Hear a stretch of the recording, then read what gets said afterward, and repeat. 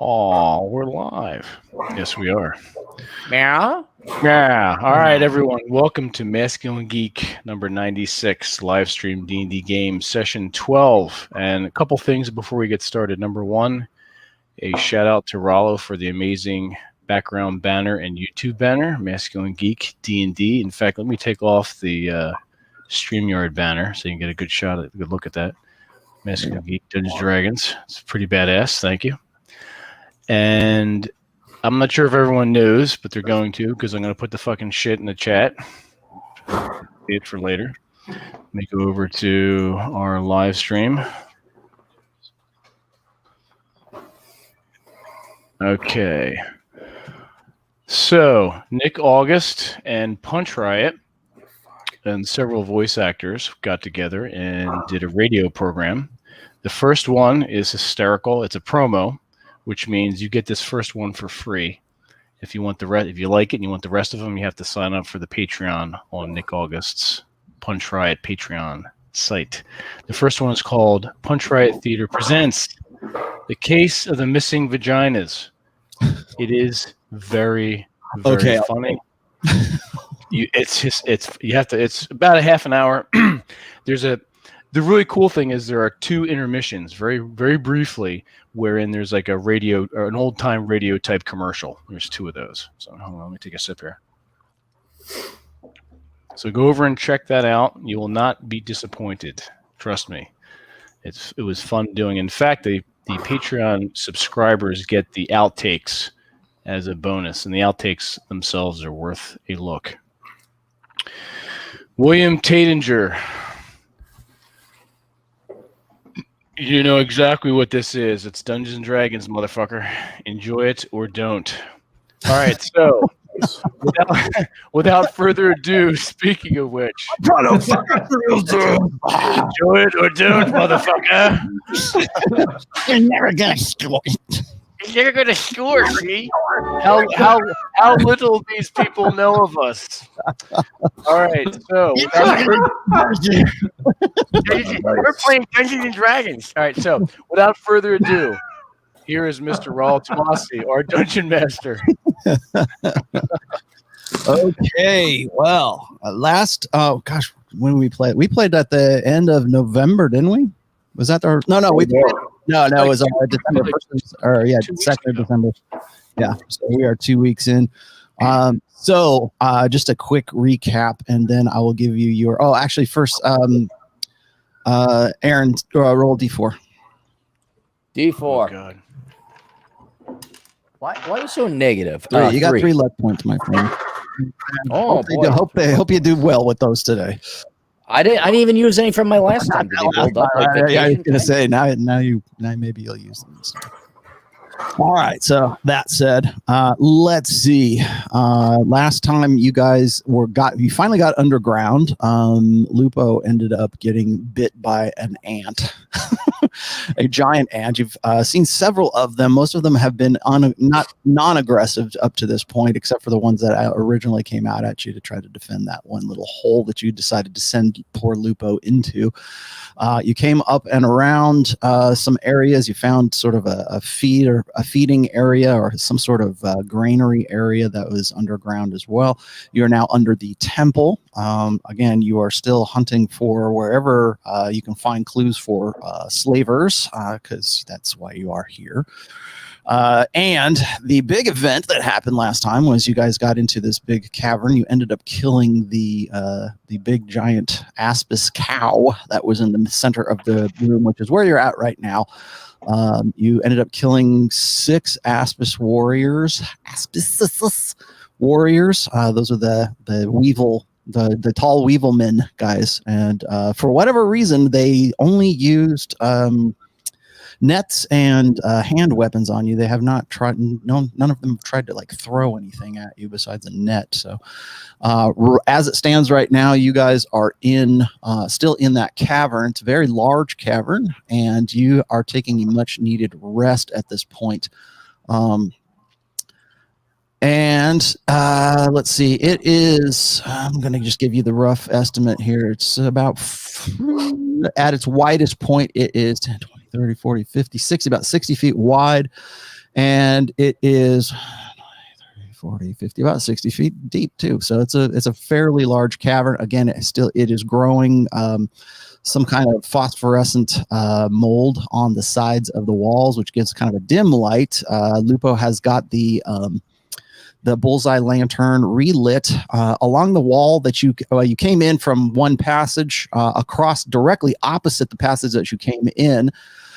There were a series of holes, and they look like small passages, maybe like a gnome or a halfling might be able to fit through them, but none of you guys could possibly fit through them except for one, which facing the way that you are is on the rightmost part of the cavern at this point. But again, you're in a natural cavern. This is not cut. It's not, it doesn't look like it's worked in any way. It looks like this is a natural cavern, or if it was burrowed out, it was probably burrowed out by the critters that you guys just killed. So right now you are in complete darkness. You have no idea what time it is outside or what's going on because you are underground.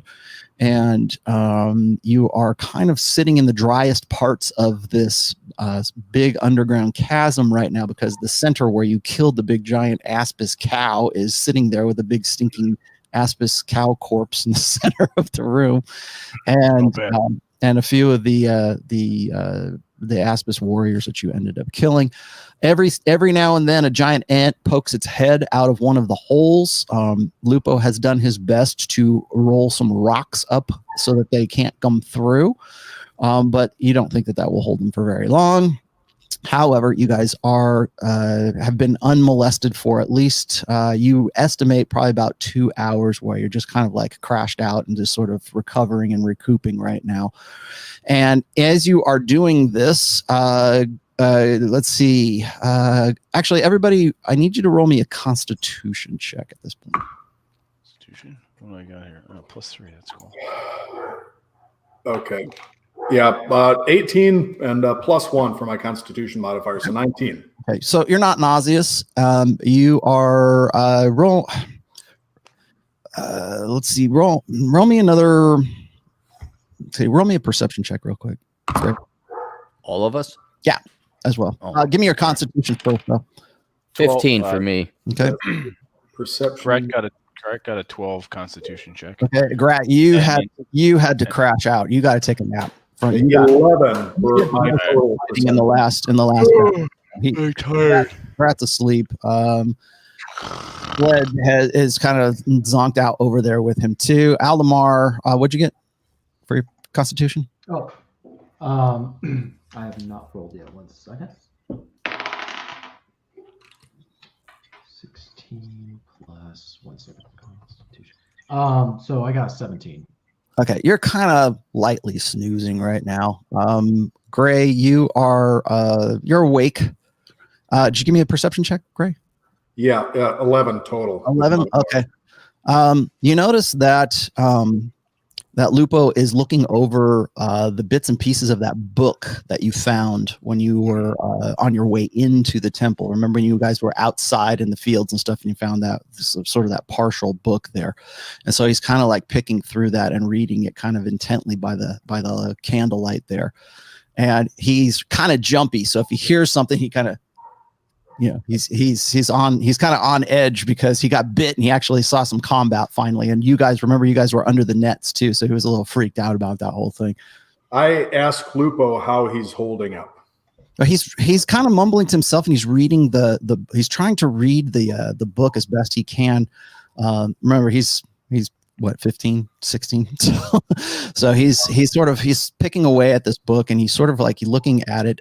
Gray, you also notice he has what looks like some sort of holy symbol in his hand, but it's not Palor. It is that trident that he found when you guys were up in the temple, that silver temple. And he's looking at it, and he's sort of like scrambling through the book looking for something, like maybe he's looking for image of the trident in the book itself.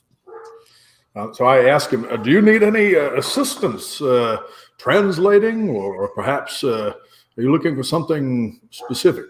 No, he's looking at it. He says this book was a holy book at some point. And he starts relating to, he starts kind of like rattling it off like this was a holy book, and it was of the sea goddess, and he can't pronounce the name of the sea goddess. for the temple that used to be where you guys were in the up on the surface. So he's reading through that and just sort of like trying to figure out what the trident means in the scrap that are left in this book. I ask him, does it give any hints to who might have built it, or perchance is there a map or any images that might give us some idea where we are? There's no map in it. It's some kind of book or like holy text or something for the sea goddess that used to be the temple before it was destroyed and burned down and everything. So he's looking at it. He's finding occasionally he'll find a picture of a trident that looks very similar to the one that he managed to pull from the stonecutter shed before you guys came down. I'm wondering if I don't think I have detect good and evil here. Shit. Oh, that's another thing. I need to, I presume you are like meditating or in prayer or something during this whole time while you're in your down time. Yeah. I know the spell detect evil and good, but I don't have it prepared right now. I'm going to give you two spell slots back for the time you've been resting and you've been sort of meditating. Let's just say. And don't forget, you guys found a few things there too. Remember, Gray, you found that cloak that has some sort of magic to it. Have I been able to meditate on that yet and tell what it might be? The cloak? Yeah. You know that it's a +1 cloak protection. Okay. That one's easy. +1 cloak of protection. Yeah. And then who got the potion? Somebody got the potion. Was it you got the potion? Gret did, but Gret's sleeping. Potion. I need to write these down.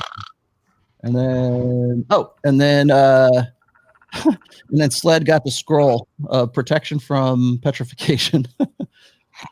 Yep. Correct. Petrification protection. Aldemar right here. Got the money. Got the shekels. Yes. Shekels. The shekels, Steve.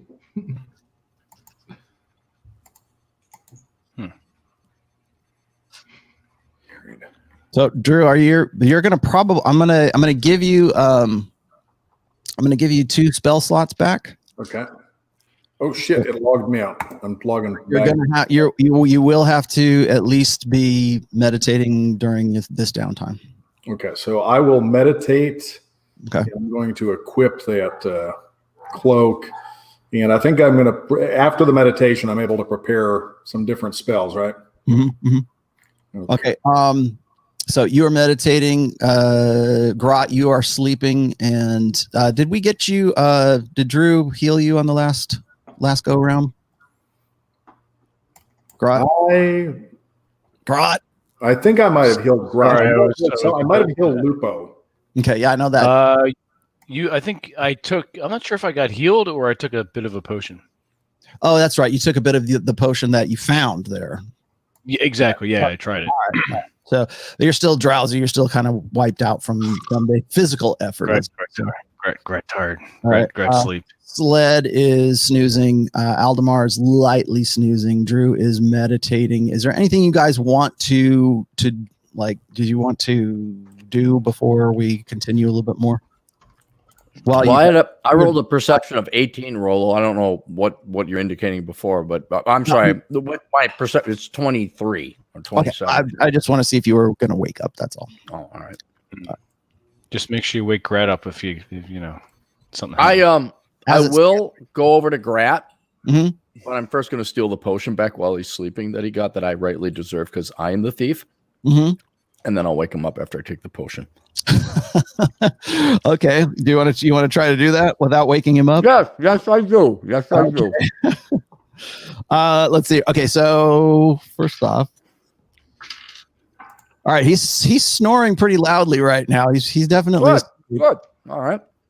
So, all right, if you can give me a proper dexterity check, I'll give it to you. Natural 1. Okay, you ended up pulling it off of him, and he's just kind of Spit the dirty dick out of your mouth there, Aaron. What potion did I get? I don't even care what I got. The fact I stole it off of him. The one that I urinated in before I. It is a potion of healing, and it's got about three. It's got, assuming he didn't backwash in it, it's got about three sips left. I totally backwashed in it. Vince, if you could, on the accounting ledger, take off the potion of healing that I just take. I will put it on. Fortunately, I never put it on. So I will then Russell Grat. Hey, buddy, get up. How you doing, buddy? You all right? Something wrong. So, why you be nice?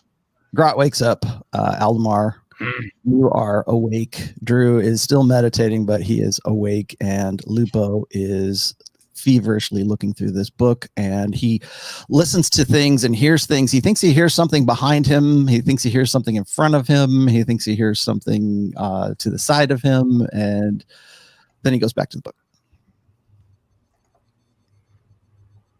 So, can I get Drew's character awake or like out of his meditation? Yeah, you can. You can sort of shake him up. Okay, I'm gonna go up and shake him a little bit. Okay, too much. So, Gray, you have I gave you 2 spell slots back, so you can decide whatever it is that you want to get right there. You haven't done anything heinous against your god, so you get. I rolled 2, so you got 2. And Lupo gets up. He puts the lantern back up onto the stake, onto the pole once again. And he's still looking around. Sled, Aldemar, and you two right now. Roll me a perception check. I need to roll for Lupo. 18. Okay. Where'd you get, Aldemar? 17. 17. Okay. You notice, Sled, you notice in the muck behind you, right around the very entrance of where you had come in, the passage that led into this big cavern, you notice something sort of glinting in the muck, because remember, the cavern is kind of muddy and scummy right now because the cow is dead. But you notice something a little glinting in the muck, really close to where the mouth of the cave was that you originally came in from. Okay, well, I'll go and investigate it. I'll say, Aldemar, come here. Okay. I think I see something. Yes. Okay. What do you see?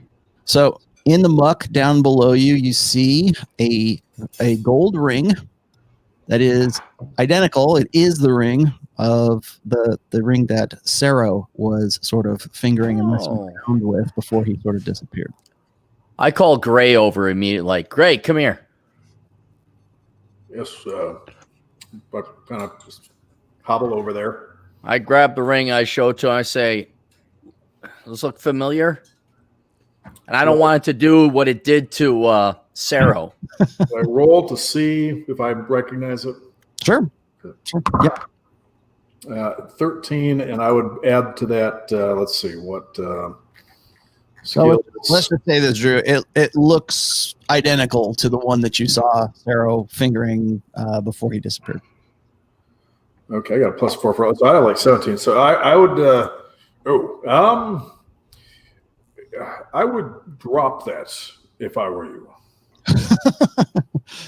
I'll immediately drop it, but put my foot over it. I say, why? What does it do? Do you know where Sero is? No, nobody knows where Sero is. Somewhere in Utah, probably. He was handling a ring almost identical to that just before he disappeared. All right. What does the ring do? Well, it might just make demon folk disappear, but let's give it to the what's the other guy's name that's with us? Oh, no, he's not with you anymore. You mean Sin? Yeah. Sin took off once you guys were at the stables. So. Put it on Lupo. No. You weren't in those sessions. That's why you didn't know that. It's a Lupa. Yeah, go ahead and give it to Lupa.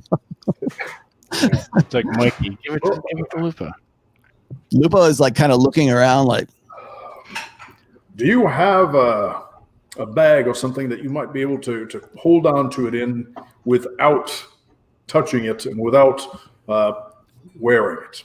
Right. I could do that. So I'll put it in my little satchel, my little bag over there. Okay, just keep it safe. keep it secret. All it does is prevent me from being seen by demons. I'm asking Gray. Quite frankly, I don't know. This is outside of anything that I've seen before. For all I know, it could turn you into one. I do know that we haven't seen Sorrow since he acquired one, and I would rather not lose any more people. I concur. And so I'll just put it in my bag and I won't touch it anymore. Okay, I need a perception check from. Well, you guys are all up at the. Rot, where are you in all this? He's awake because he was really awakened by the thief. So I guess he's up. You don't even know the thief. I was a natural 20. You thought you had a. Never mind. You had a wet dream after I lifted that potion off of you. That's what you had with that. Right. You look over, and all the guys are kind of looking over at the entrance of the cavern that you came in from. They're having some sort of conversation over there. So I'm gonna walk over. What give? What go on? So we found a ring, very similar to the one, if not identical, to the one that Sorrow had. But Gray says that we should not wear it or anything, so it's in my satchel.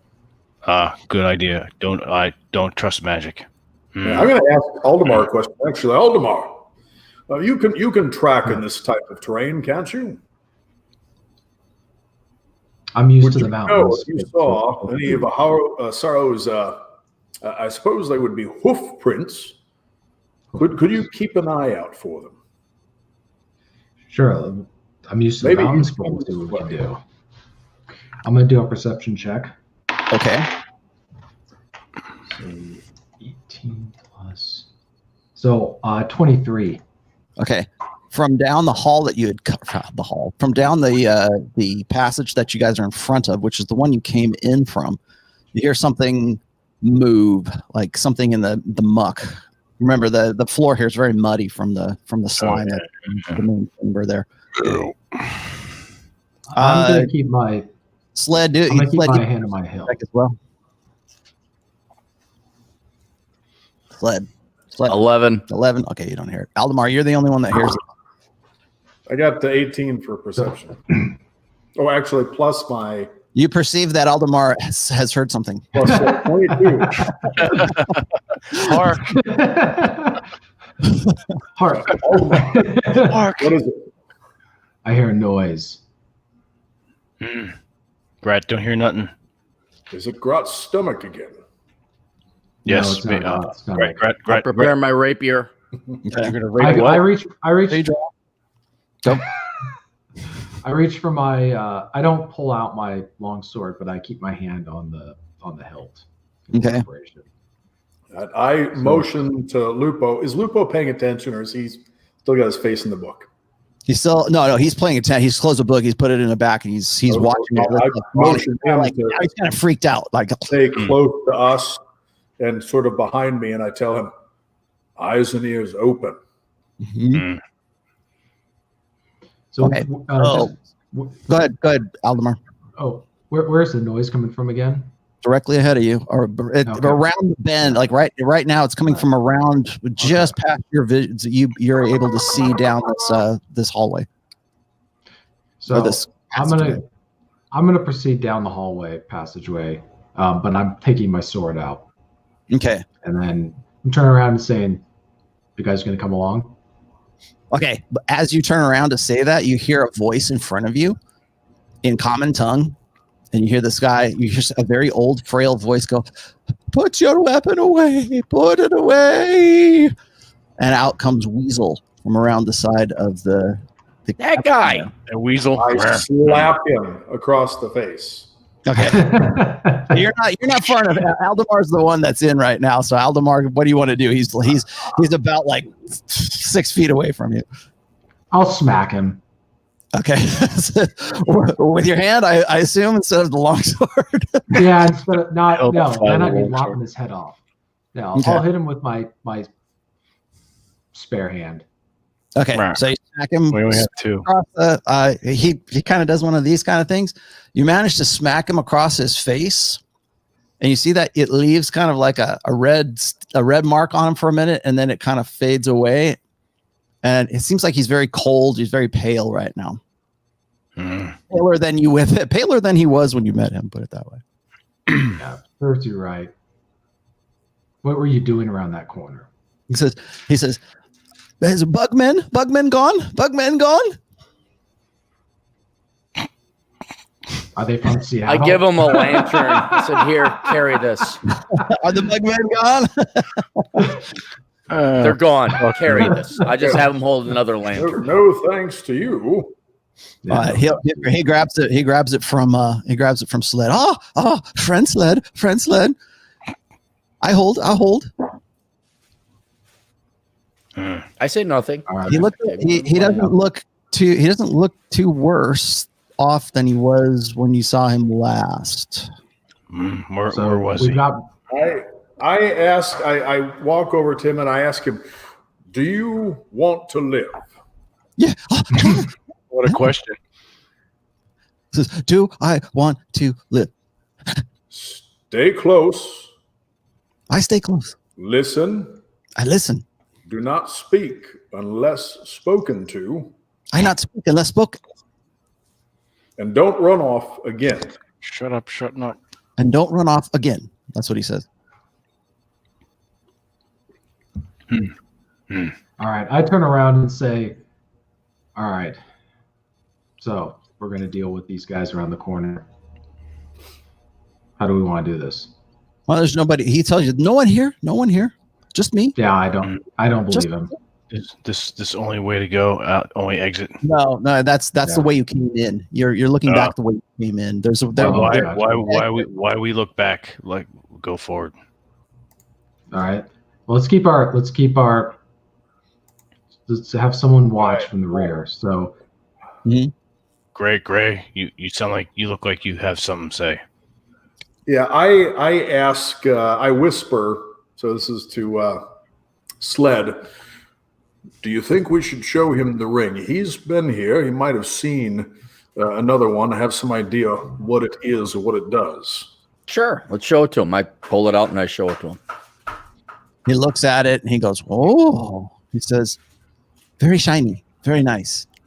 Have you seen one like this? For me? Should we have him put it on and see what happens? No, he's too rascally.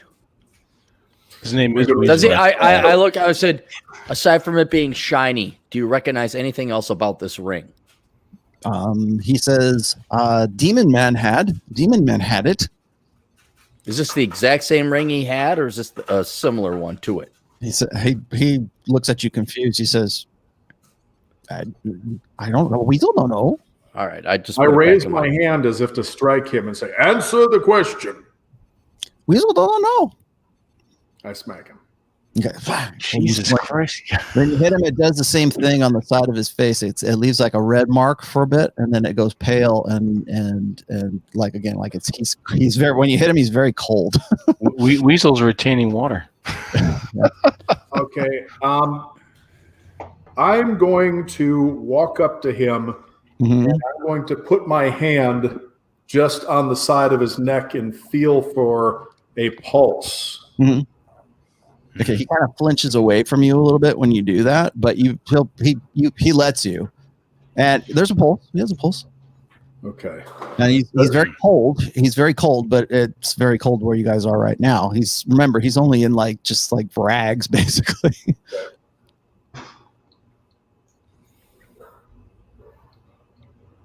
So he's looking at you he's wide-eyed I don't trust you. I am going to keep my eyes on you. He says, you do anything that... you're going to keep your eyes on me. If you betray the safety of this group or this youth that's in my charge, you will wish for death. I will wish for death. Somebody's echoing. There we go. Me? But whoever muted their second tab of the YouTube is fine. What now? Weasel. Okay, so in the big giant cavern that you were just in, like I said, directly opposite of this passage where you guys are now sort of milling about in front of, there is the far wall away from you, which, like I said, is about 40 feet away from you. There's several.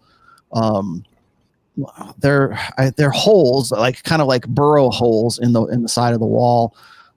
As I said, Lupo has tried his best to put some boulders and some rocks in front of them to keep the ants from coming, the bigger of the ants coming through to sort of bite you or to harass you. There is, however, one large, looks like at least as large as the passage you came in, along the right side. If you're facing the sort of nest of holes right there along the right side, is a larger passageway that's the only way out of this big cavern. I go walking towards it. Okay. With Weasel, because he has my lantern. He's got your lantern in front. Okay. Yeah, so I'm not blind. Okay, so you're gonna put him in front or behind you? Yeah, in front. Yeah. Sounds good. All right, so he's kind of like going around and looking, and it travels back quite a ways to the point where it reaches the end of the light, anyways, from the lantern that you have. So it continues on back. And you guys are watching. Are you? I presume you guys are following along. Yes. Okay. Grat should be up, sort of up front with the lantern, just so he can deal with any kind of house. This is definitely a burrow hole of some sort. You can tell that it's either a natural hole or something has chewed its way through this. So it is it's a cavern. It's a passageway, but it's a natural passageway. It looks like it's a natural passageway. There's a few smaller little passages that lead into it, but they're nowhere near enough for anybody to crawl through. But it looks like possibly that there was some ants that were through here, the same ants that attacked you the last time. And so this travels back for about another 60 to 80 feet. You can't really tell because it's kind of hard to judge distance in here. And it opens up into a much larger chasm that is at least 15 feet wide. And then it tapers down into about another maybe 10 feet. So you kind of are turning, you're bending a little bit to... from you guys don't know direction down here, so I'm just going to say it kind of bends off to your left from where you had come in. And you travel down this cavern, I guess it's this natural cut cavern, and you go down 1, 2, 3, 4, 5, 6. All right, so this cavern, it goes for about another 80 feet, but you can't really tell. It could be 120 feet for all you know. But you've been working your way down this cavern, and it's much wider than the one that you originally came in from. And is there any kind of declination? Does it slope? No, not really. Or is it? It's all seems to be like one level at this point, but you get to a point where it kind of bends back from the direction you're going. It bends a little bit towards your right. And you start to smell something. So I want you guys to all do a perception check real quick. Okay. You have two lanterns right now. You have the lantern that Weasel is holding in front of you, and then you have Lupo with the bullseye lantern that is on the pole behind you. So we got a pretty 9 good illumination. I've got a 16. I got an 11.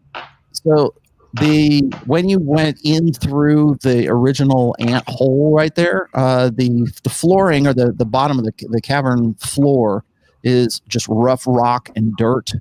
As you get a little bit closer into where the cavern bends, it gets muddy again, and you begin to smell something that just absolutely reeks. It smells like maybe sewage or like ass. It smells like sulfur. Let's just put it that way, and not like sulfur. It's not actual sulfur, right? But it smells like that, like a bad fart, right? It smells like shit. Gret smell farts and shit. Mm-hmm. Not good. I ask Sin, what's down that way? You're asking who? Sin? Sin's not with you. Sin's gone. Sin and Sarah are out. Yeah. Okay, who's with us? Who's the old guy? Oh, it's Weasel. He's at the very front of the line right now. Okay, I ask, have you been down that way? Do you know what that is? He looks at you, and he doesn't say anything this time, and he just looks at you, goes, his eyes are wide, and he has no idea where he is or what he's doing. I grab Weasel and keep having him move forward. Okay, so you push him a little bit further. As you push him down this this passageway here, this cavernous passage, or the natural passageway, the smell gets a little worse, and the floor is getting. You can tell it's wet and it's muggy, and you also are noticing that it's a little more humid down here. There's something in here, guys, and it's alive. Not like this. All right, Grat's got his as you're moving along, you realize now that the cavern empties out into what looks like a cut stone passageway from the side of a wall. You guys are entering in from the side of a wall into a cut stone passageway, and the passageway has about an inch, maybe 2 inches of some kind of sludge, or it's definitely muddy, but it's got the consistency of like soup. And I ask Aldemar, in your expert opinion, is this mud we're walking in?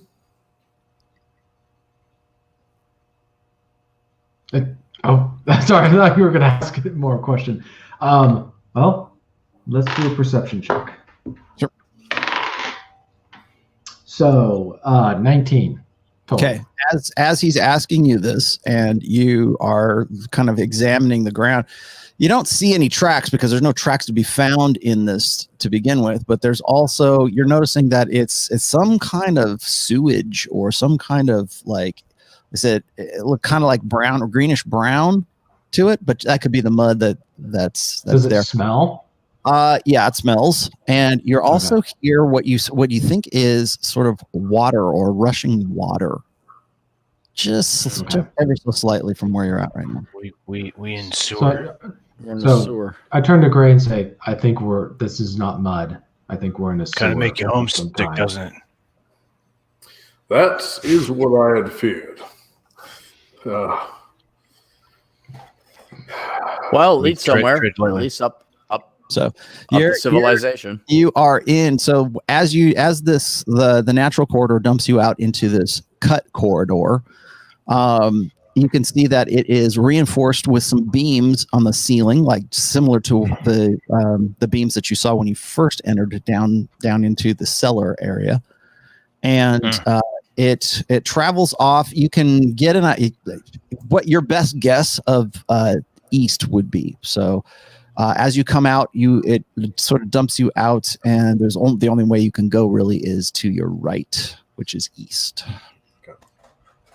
I grab Weasel and I drag him. We go east. Okay. As you step into the room, Sled, you notice that there's the floor here. Whatever you're stepping on right now is stone. It's much like below the fine, or about 2 inches slime or whatever slime. You can tell that there's something. There's definitely stone beneath you. Like there's some sort of, like something was here before. Something. You're no longer in some natural passageway. I say, well, there's some kind of stone and structure here. And now you hear it. You hear the water or the rushing water. I say, let's move towards the rushing water. Now the sound is coming from down the passageway from where you were at. Down the passageway. Oh, I want to go upstream. I want to go back to the surface. So, and there's only one way you said to go, right? There's only one way to go. Right. Well, I'll go that way then. Okay. So you guys see Sled and Weasel kind of move up the passage. I presume you guys are going to empty into this. It is about 8 feet wide right here. A little bit little bit wider than what you were in just a moment ago. You had to go single file. Now you guys can sort of maybe muscle one guy next to the other. The ceiling here, by the way, Grot, is only about 8 feet tall, so swinging your big old sword ain't going to happen. I'll sheath it and pull out the Warhammer +1. Okay. All right, so you guys travel another 10, 20, 30, about 40 feet, maybe 45 feet. And as you get closer into this next cavern, or this next passageway that opens out, you are starting to smell. It smells a whole lot worse, but it's not getting any worse than it is right now. So it smells. It's not making you sick yet, but you figure that it might. And you're emptying into this very large cavern, not as large as the last one you were in. It is about 30 feet across from where you're at right now. You guys notice that you are definitely walking on some kind of stone because it's a little bit slippery from where you're at. And in front of you, you can see in various places, there's a little bit of, you can just make out the stone underneath you, and it empties out onto this landing. Okay, so this passageway, as you're coming down into it, it kind of slopes a little bit downwards, and the floor here where you're at is the sludge is only like maybe about an inch, maybe a half an inch deep. And so you can see sort of what's going on here across the cavern. Like I said, it's 30 feet wide. It's about 40 feet at its widest point, and then it tapers off again across from you. But it is filled with this pond or this pool of just this same sludge that you guys have been sort of stepping into right now. And you can see right in front of you is about a, let's see. Main sewer. Yeah. So there's it looks like some kind of like pond or pool, like a cesspool of some sorts in front of you. And let's see. Do you see any movement in it? Do me a perception check. 9. 9. No, you can't tell because it's swirling in the center of it. If something's moving, you can't really tell from where you're at. I'm gonna do a perception check. Okay, go ahead. 22 total. Okay, you notice that the pond and the pool in front of you is like has this floating kind of garbage, just crap in the middle. It's kind of like swirl, like the toilet bowl, right? It's kind of swirling in front of you. So like a fort. Right. Okay. The tiny bowl man's gonna come out. There's something in it you can't really tell. Yeah.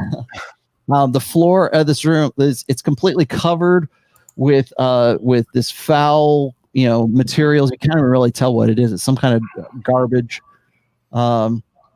There is a lot of muck in it, like I said, and the air here is steamy and I'll just read this part to you. The air is steamy and condensation appears on the slime or on the walls, which are already covered by pale, moist slimy growths.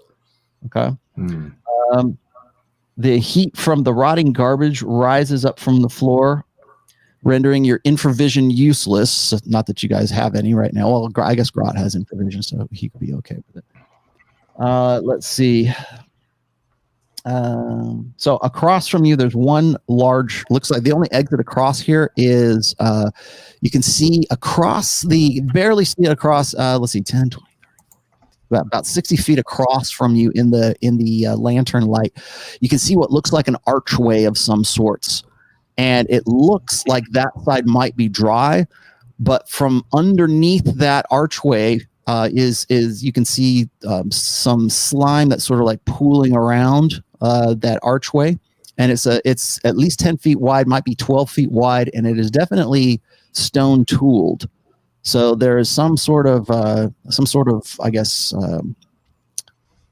artifice, I guess, on the opposite side where it's just basically that's kind of like a passageway that's arched passageway across from you. So it's been made, yeah. Yeah. So in front of you, like I said, you can see what look like you're on a kind of a stone landing right now, but it's covered with that slime, and in the center of this chamber, it's kind of swirling around in the center of it. Rollo, is there like a path one way around or the other, like a brim or ridge to get to the other side? Or any obvious from where you're at, you would have to either probe with your foot or a sword or something to see if there was. I'll start probing with my rapier around. I'll start with the right edge to see if there's any kind of ridge or how deep this sewer is. Lupo, help Sled probe the rim. Okay. He looks at you like, whoa, wait a minute. Does that include breakfast? So he takes the metal pole that has the bullseye lantern on. He kind of pokes it as he goes along, trying to figure out where things are.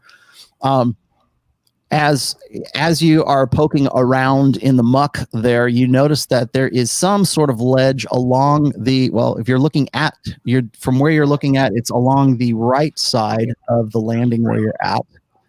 And the opposite side, there doesn't seem to be any, but as you are doing that, Sled, Lupo pokes a little bit further out, and he notices that there are some steps that are leading down into this sludge pit from directly in front of you.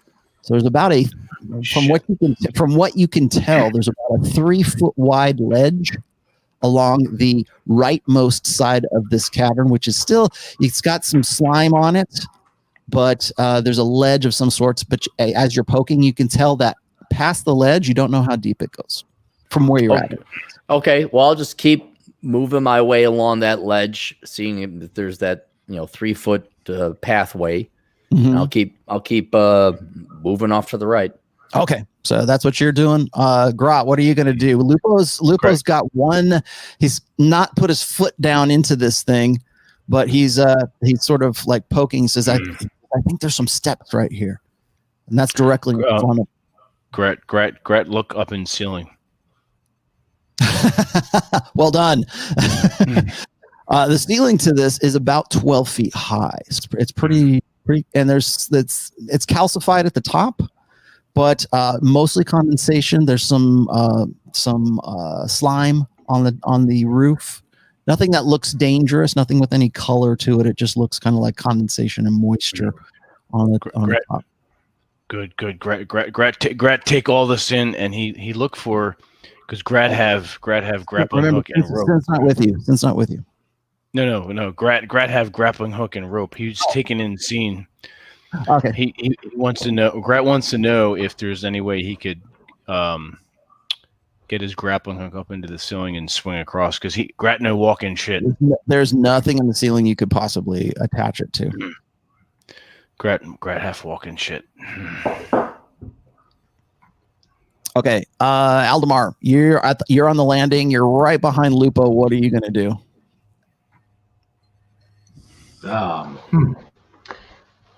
I'm gonna. So who's in front of me and who's behind me right now? I'm behind.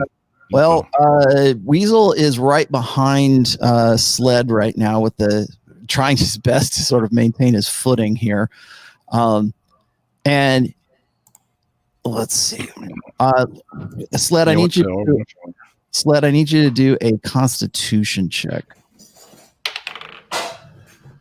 And you rolled natural 20. Okay. Jesus. You're fine. Aldemar, you give me a perception check, Aldemar. Total 17. Okay. You can tell that the sound of that rushing water or whatever it is that you were hearing before is coming from the far passage that's on the opposite side of this cavern here. And so there's the archway that has the vortex in the center, right? Yeah, it's basically a cesspit or cesspool that's in front of you. Okay. What do you guys think? I'm gonna try and go through the archway and see if I can navigate around that.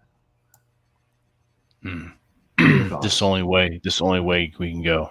Well, there's really, as far as you can tell right now, there is steps that are leading down into the cesspit, and there is a 3 feet wide ledge that runs around the right side of it. The left side, it sort of drops off, and Lupo now has sort of put the pole down a little bit further down, and it looks like it bottoms out at about 5 feet, maybe 5.5 feet deep. Yeah. Thief should check for traps and maybe secret door. Yeah. Sled. Maybe sled do something worthwhile instead of just standing yawning. I'm drinking all the I'm rum. scoping out the right side. I don't care if you guys follow me or not. I'm poking around with my rapier. What? I hear mumbling. Rolo, I hear mumbling. Yeah, I see. And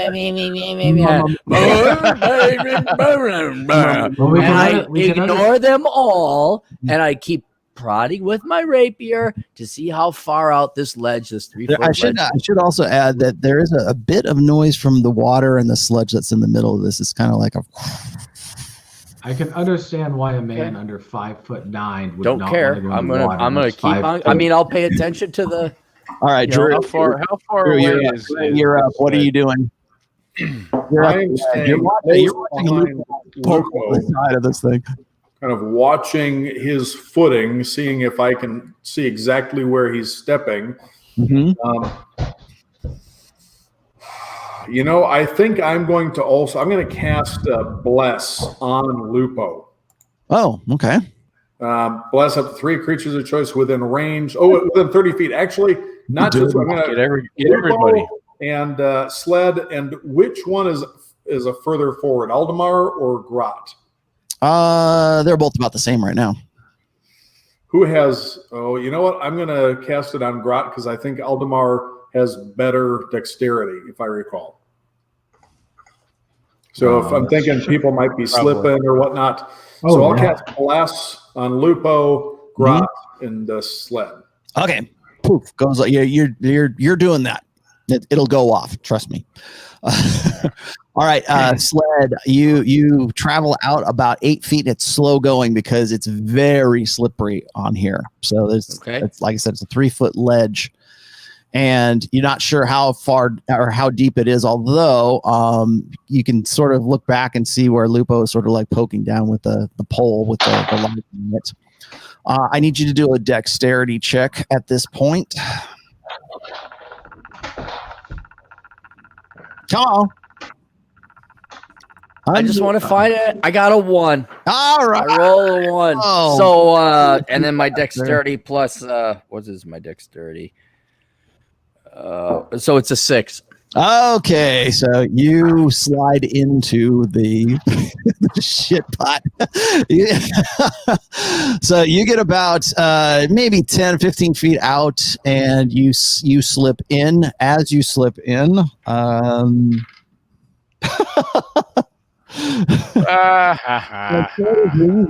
the time that you do. So you both slip in. The lantern gets submerged, so it goes out, and you are now in this. The only light now that's coming into this room is from Lupo's lantern. Very important. Light is always very important underground. So you guys see him slip into the shit pot here. And how tall are you again? 5'9"? 5'9". Basically, Sled, the character, is me. Is Aaron, but in all aspects. But yeah, it's just me. Yeah, I'm like 145 pounds. In that case, the shit soup goes all the way up to right about here on. Oh, Brett starts laughing heartily. Yeah. And it has the consistency of a thick kind of like soup or a chili almost. And that's the best way I can describe it. Now I need you to do a perception check, and you can see Weasel kind of like doing like this, going like this, and you see Weasel's kind of like itching at himself as he's in this thing. I don't care about Weasel. I rolled an 18. Okay, you feel a stinging on your skin as you are submerged in this. I say, damn it, guys, this is acidic. Mm-hmm. And I try to get. And then give me one more perception check. Okay, hang on. I want to show Vince first what the GF just brought me some homemade. All right. What was that, Rollo? I need one more perception check, please. 16. Okay. You feel something move by your shin or your calf. Oh, God damn. I say, and there's something in here. So I'm going to scramble back to that ledge that I fell off. Now it's really slow going. And there's a current.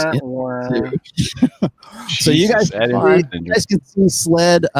Sled, I would presume you had your rapier. You were probing with your rapier. So your rapier still in your hand. Mm-hmm. So I'm going to use that as like a stabilizer to help me, like a cane. For you've got your rapier in one hand, and you've got your free hand that's kind of like trying to move. Yeah, sure, not fall down further. Right. Okay. Grot, you see all this. Actually, all of you guys see all this happen. Let's say, Grot, let's give it to you first. What do you do? All right, this is going to be typical Grot shit here, literally. So, is there room for me to kind of rev up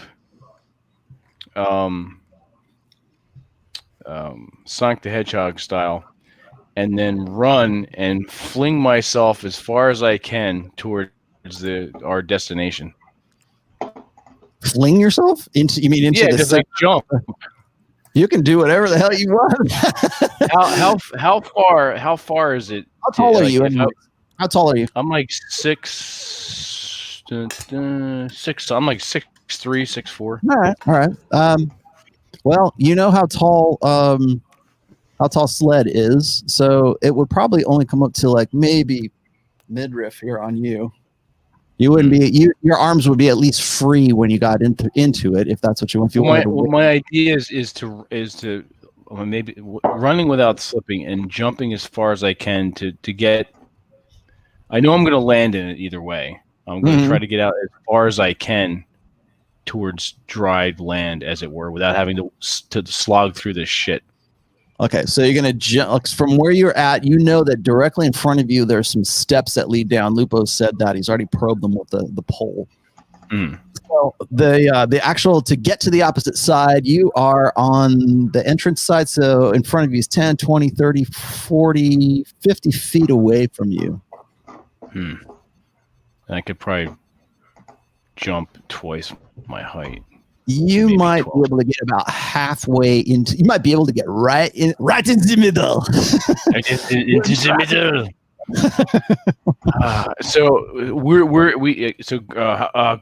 Go very quickly, everyone. How deep this deep? Sled. You having fun there? How deep? You can see Sled's right about to here, and you can see that Weasel's like doing like this, and he's not doing well right now. Okay, he's flailing around. He's scratching at himself, and then you see him stop, and you see him do like this, and he looks down, and he starts flailing at something that's in the sludge underneath him. Remember, he's maybe an inch shorter than Sled is, so he's struggling. Maybe we should have set fire to this before we went in it. Okay. Grat's going to throw the rope to Weasel. Sled, you feel something bite you on your thigh. How you doing? I guess I keep moving towards the side. I don't know what else I can do. Are you trying to move up where you came from, or are you trying to move across? I'm trying to move. Well, what's closer?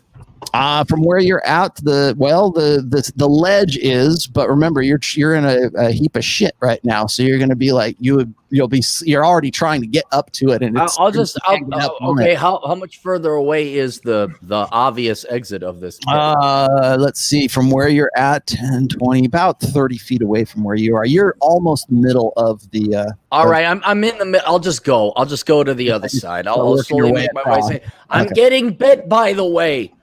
There's stuff in here and it burns. And Grot, it's 5'9". I'm 5'9". It's about 5 feet deep. All right, I'm good. We got a taste of Weasel. Can I tell in the water where this thing is? Yeah. So, anyways, Sled, you're taking 3 points of damage from that one, from that bite right there. Okay. I will yell out in pain. My healing potion. Go ahead, Gray. What are you saying? I'm saying, Sled, where is it? I ignore that, and I just keep trucking forward. Okay, as you that is the dumbest effing question I've ever heard. As you do, you feel that whatever bit you is attached to you right now, and so it's kind of like you're kind of. All right, I'd say, and it's leech-like. It's still stuck to me. I'm merely updating on what's happening to me. Stuck to you where? Aldemar, what do you see all this going on? What do you do? I try not to laugh. I'm not sure what to do at this point, to be honest.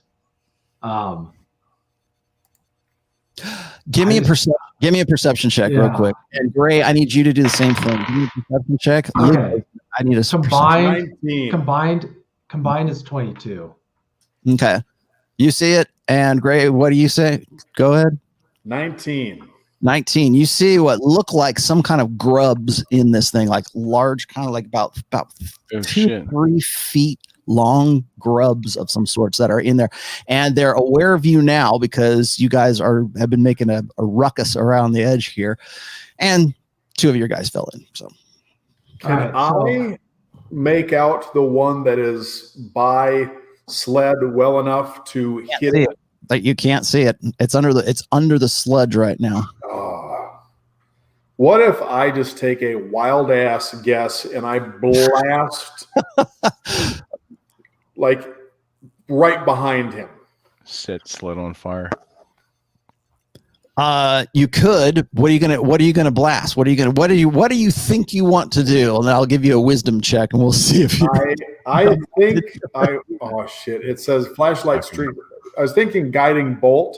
It says a creature of your choice within range, but I can't see it, so I don't know if I can catch it if I sled with it.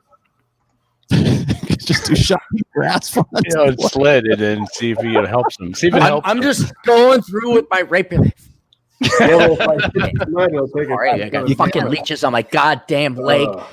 Aldemar, I like don't Don know what to do. All right, Drew, carry my 30 caliber machine gun. Okay, Aldemar, as you're watching all of this sort of unfold, and Drew, you're trying to figure out what to do. Lupo's right next to you, Aldemar, and he's looking at Weasel, and Weasel's just like he's panicking, he's getting. You can see he's getting like bit or something. So, and as this happens, as he's sort of going into like these convulsions, right? All you see is like basically from him here up, and occasionally he's kind of flailing around at you guys, and he's reaching to get so you guys will help him out. But as you're reaching to grab him, his face changes. And it starts to look like Cerro for a minute. And Lupo's like, Lupo gasps for a second, and then it starts to look like Lupo's face. Oh, shit. And then it transforms and sort of looks just like this mutated version of Sled's face. I hit it with guiding bolts. Yeah, okay. That's not good. You don't need to, because as you do, as you're about to you're still working on what you're going to do. You're trying to figure out what you're going to do. Yeah. He kind of, the current takes him under, and you can see his hand kind of mutates into some kind of creature's hand, and then it goes down into the shit pot, and you don't see him anymore. He takes him under. Oh shit! Can I make a wisdom check to see if I can identify what that was? Be my guess. God damn. 17 plus 40. What the fuck is my wisdom? Actually, my wisdom is my highest stat. Plus 4, 21. Well, your best guess is that it is some sort of shapeshifter or possibly a doppelganger. I got a player versus character knowledge, but would my character know about doppelgangers? No. Your best guess is that it was some sort of imposter. Ah, okay. The imposter. Oh, fuck that guy. Yeah, he's not coming back. Use him as a plank. He's food now. We should have earlier. We didn't know. Sled, describe to me what you're doing right now.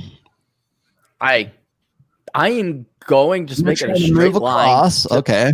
I'm trying to move across using the rapier as like my walking stick. I don't care about Weasel. I just keep going, Weasel's going, and going because I'm stuck. I don't know if I have really much of another choice here right now. I Do you can't even attack. have legs anymore? Well, something. As I kept you with Clary in the shit pile update, I said something has bit me, and I also updated it's attached to me and it's parasitic. Your armor is leather, right? My armor is leather. Yes, armor class 14. Okay, that's all I need to know. You're good for now. So I just keep trudging for there, Rollo. Okay. I shout to Lupo, watch your step, boy. Okay. You feel another bite on you, on your back, Sled. I'm bitten my back. You're going to take another 2 points of damage. All right, down to 5. All right. I need you to do a constitution check this time. Hang on, let me get my. Oh, that's not good. 2. Okay. So, well, it's definitely attached to your back right now. Something's on your back. Something is, you can feel it kind of wiggling around too. Like maybe it's trying to get through your leather armor. Yeah, I say, it's like snake-like. It's wiggly. It's trying to get through my back armor. Oh, shit. Not good. You need help? Okay. So you make it another 10 feet, Sled. Okay. All right. You still have your, actually, give me a dexterity check. Oh, that's good. 20. 20. Okay. You still have your rapier in your hand. All right. There we go. Gray, go. I don't even know if a sling would do anything through the water. 1d4. No, it's not gonna fuck. Please do. He'll entertain us at least. I try to distract it. I can't see it. And so I can't cast either of my offensive spells without being able to see things. So I am going to pull out my sling and a small bullet and try to see if I can hit this thing in the water with the sling. Okay. I rolled 15, and I don't think I get any bonus to that because strength and dexterity are my shittiest. Well, it hits the grub. That's all that's on the surface there, and it kind of all it does is, I mean,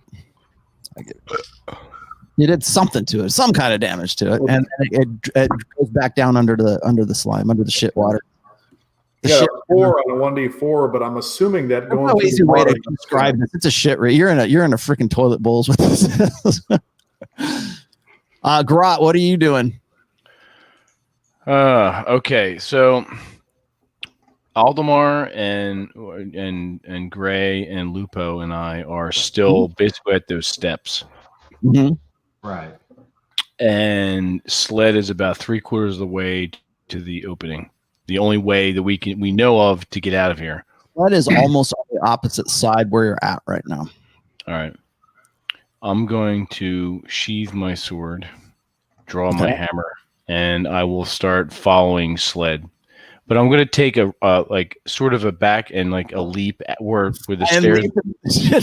I'm fucking leaping out into the just so I don't have to. The less I have to wade through and wait and get stung by a grub or some fucking. Okay. So you leap out, you make it. Give me do a strength check real quick. Okay, I have a +5. If you have a badass strength, anyways, that'll launch you.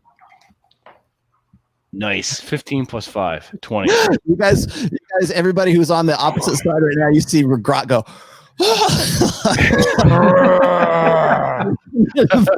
Swimming pool. Right. You make it a little bit more than halfway across when you jump out, but you're like you splash into it, and it comes up. It's about 5 at the deepest point, like in the middle of it right now, 5.5 feet deep, maybe. So it's like up to my like right around here. Yeah. So you still got your arms are still out above this thing. Sled is like he's Sled. By the way, as you're getting closer to the opposite side, it drops in, it shallows a little bit more. So you're up to about here, and moving faster. Give me a perception check real quick, Sled.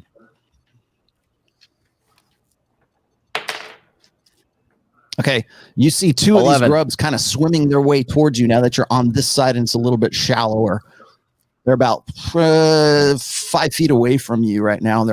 They don't look like they can see you because they don't have any eyes. But they're kind of swimming That's around, right. and they're kind of looking, and now they're sort of turning towards Grot because that's where the motion came from.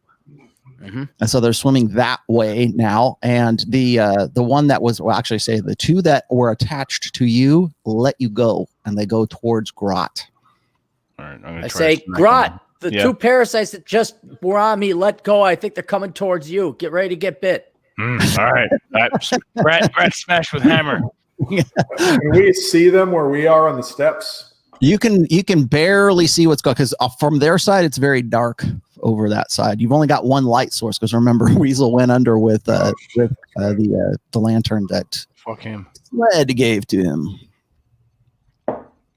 Whatever Weasel was. Is his body floating anywhere now, or is he still under? Don't see any of it. He got taken by the trash compactor monster. Grot, I need you to do me a strength check too. Now that you're in the middle, Grot, I need you to do a strength check. Now that you're like a little bit past the middle. 7 + 5 is 12. Okay, you can tell that there is some sort of suction going on below you, and so it's sort of making a very mild, but you have to work against it, whirlpool effect. Okay, I'll try to keep my footing as best I can. Underneath this, okay. All right, Sled, you make it to almost to the opposite side. You realize down in front of you, you're feeling around with your feet, and you can feel steps on the opposite side of this thing. That's a good thing. I go up the steps. So you can start slogging yourself out of the shit. Slog my. No, I thought I'd go for another couple laps, roll over, and then maybe no. I'm going to go up the steps. So you guys can see him doing this on the opposite side. Aldemar, Gray, and Lupo are still on this side of it. Come join fun. This is good. Okay, Grot, I'm gonna, since you're already aware that there are grubs coming at you. There are two of them that you can see are coming at you. You will have initiative on them because they can't see you technically. They only can feel your vibrations, and they know you're in the water or in the shit pool. All right, can I make one attack on each one? Yeah, what are you gonna use? I have my Warhammer +1 on my hand, so it's a total of +8 to hit. All right, first one. Got a 5 + 8, 13, and a 4 + 8, 12. Okay. The one that was, what was the first one? Was 13? 13 and 12, yeah. Okay. You think you hit one, but you definitely hit the other. So you smash the other, and let's, what's the damage on that? It would be 1d8 + 7. Okay. So, You're at -4 damage on this. okay, so I'm down to 50. I'll tell you why in a minute. Go ahead. All right.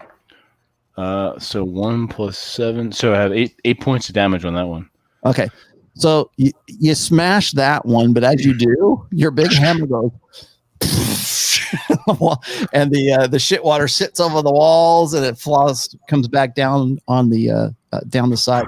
You're pretty sure you killed that one thing, but it makes sort of a pooled up mess of, looks like kind of a yellowish, greenish liquid as you squashed it. Floating on top of the sludge pond in front of you, the sludge shit that's in front of you. Do I smell anything? Like I said, you think you hit the other one, but you can't tell because there's so much crap here. Gotcha. Right, I got one. I smashed one. Gray, Aldemar, you suddenly you see Grat go boom like this, and it's like, and it splashes out. It doesn't get on you or anything. It's too far away for it to get on you. Excellent. I got one on one slimy thing. Do I have a better view of any of them? No, not any more than you did before. So you're on the opposite side. What about me? Do I have a clear shot at one of them? You mean to shoot one of these things? Like you want to put an arrow in one? You could put. Give me a perception check real quick. Plus in total 24. 24 minus 9. Yeah, you can see one on the surface. It's not near. I'm gonna go for one with my bow and arrow. Okay, what kind of arrow are you gonna use? I'm gonna use the one with +2 attack. All right. Don't fucking hit me. I roll the D20, right? Yep. Yeah, and then you add your bonuses, and the +2 for the arrow plus your dex bonuses. Nice. So +7 dexterity. So No. 20. So okay, I rolled a 20, and then the you hit it. Trust me. If you did 20, you did yeah. what's called Longbow +9, then +2, so that's 31. Okay, so you hit the thing, 31. and it sticks in it, and it goes and drops down into the shit pond. Knock another arrow off of there. That'll be you're down to 9 if I'm not mistaken now. I have to look through. I've been keeping tally of all those. All right. So you do that. Gray, you guys are on that side of it. What are you going to do? I still can't see any of them. Well, you can just barely. You can make out what Grot's doing. You can see him like playing in the soup out there with a hammer, fucking around with the hammer. You can just barely make out Sled on the opposite side. Sled, by the way, you get to the top of the steps and you're on another landing very similar to the one that you were at. And now you are covered in this shit. And you notice on your leg, there's a kind of a round bite mark. It doesn't look like a bite, but it looks like a round bite on your thigh from where you were bit at first. But nothing on my back. Not that I'd be able to tell, but he didn't pierce. So the only one is on my leg. But you are just basically slathered in shit right now. Right. Well, I start wiping it off, but I'm going to pay attention to my wound I have on my thigh, see if it's infected or something. And then I'm just going to wait to see if I feel any kind of after effects or any kind of poisoning effects before I take some kind of anti-poison. Okay. But I'm just going to clean the crap off of me.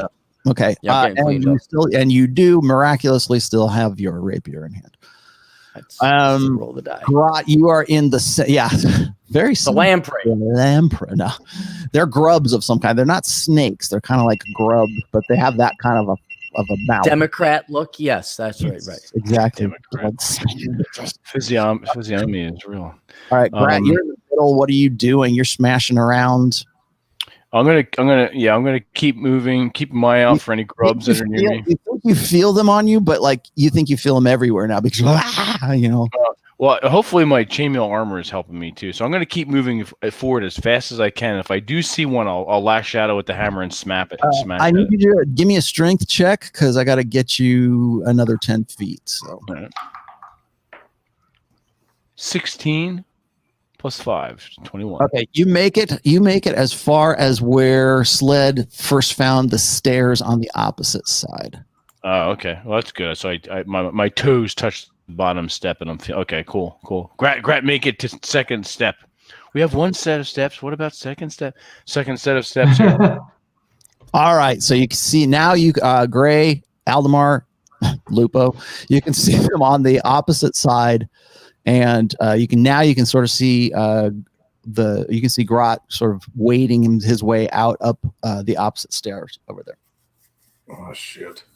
Is Lupo still kind of like feeling for steps and moving forward, or is there's a descending descending steps from where you're at right now, and then there's the 3-foot wide ledge that's along the right side of the chamber from where you're at. Okay, so oh boy! So are we close enough that I can like hop off to where the ledge is now? You could go to the ledge, yeah. Okay, yeah, that's going to go on the ledge. Work your way around the ledge. Lupo along, make sure he's right next to me. Okay. Lupo is taking the pole and he's going around the ledge too, and he's gingerly because it's only 3 feet wide, so he's going around the edge and he's sort of using the pole to like keep him like against the wall so he doesn't slip, kind of thing. Okay, you still occasionally see like maybe a little fat white grub kind of comes up for a second and goes back down into the shit pond again. Aldemar, what are you doing? You see these guys sort of working their way around the right side of the. I'm gonna cautiously try to follow them. Okay, so you do the same. So you're last coming across. Okay, so you're last across. So it's Gray, Lupo, and then Aldemar's behind that. Lupo still has the lantern that's on top of the pole that he's using for good balance. Old Lupo. Drew, let's see. Drew, you get about 10 feet, and then you're about 15 feet. I need you to do me. You're right where where Sled fell in. So go and give me a dexterity check. Fuck me. 8, and I don't think I have any modifier to my dexterity. Fuck. 8. I rolled an 8.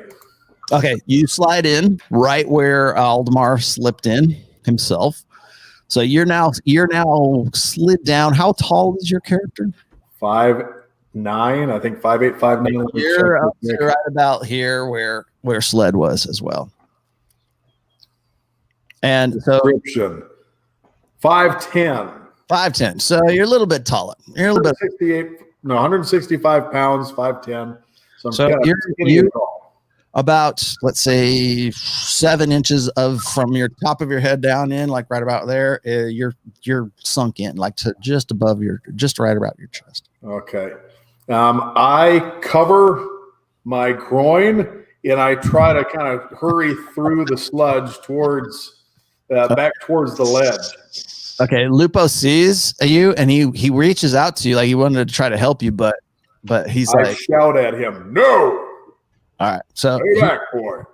Wow. Okay, so he moved. Actually, he gets another 20 feet, 30 feet. Okay, Aldemar, I need you to give me a dexterity check from where you're at.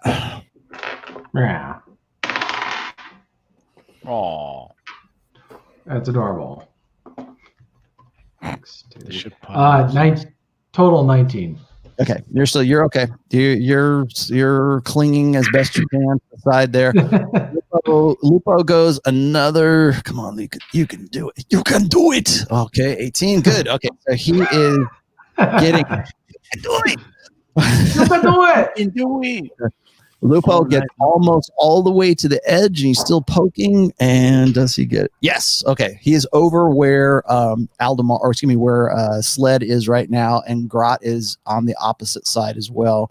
And with just a bit of scum and shit water on his boots, he makes it to the opposite side, and he's looking at you now, Grot. Or excuse me, you, Grot, and he's looking at your rope. Oh, give me the rope. He hands over. What do with rope? He's going to throw it out. He looks like he's about to.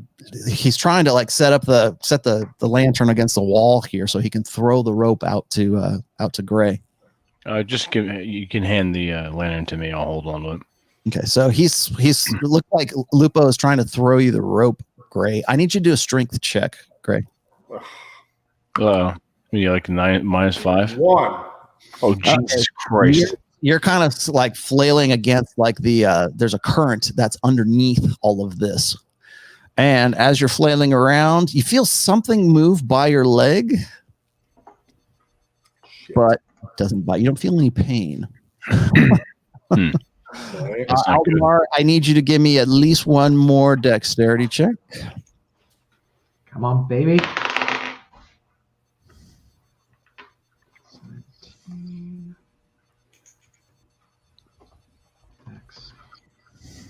24. 24. You make it to the opposite side now too. So you're over there with Lupo, and Lupo is, you can see him about to throw this rope out to Gray. Okay, Vince, Sled, you see all this happening. Sled, you are as clean as you think you could probably be. You still smell the high heaven, put it that way. Actually, all of you smell the high heaven, but Sled one. Actually, I shouldn't say that. Grot, you're pretty stinky too. Yes, smell like shit. So I turn around. Is there any way I can reach? I'll try to set the lantern against the wall. Is there any way I can reach Gray in any fashion? Not from where you're at. He is about 30 feet away from you right now. Could I throw the rope instead of? Probably throw the rope a whole lot better than Lupo could. Put it that way. All right. So I give me this. Okay. I kind of like do a Western kind of shit and kind of throw it out. All right. I need you to do your strength is no problem, but I need you to do a dexterity check to see how accurate you are. All right. Dexterity is 14, so I have a +2 bonus. I rolled a 5 and a 2 is 7. 7. Okay.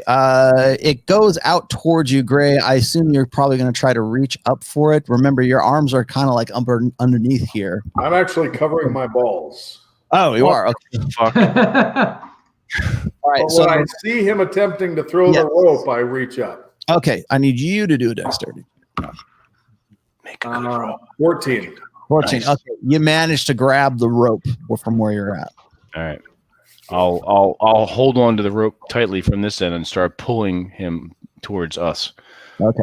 So you start pulling him, and Grot, I need you to do a strength check. Right. I wrap it around my wrist. Very good. That's cooking with gas. 13. Okay, so you can feel it's like pulling, he's very not heavy, but he's like pulling him through like thick soup. Yeah. You're pulling him there. He's wrapped it up around himself, so he's got it. All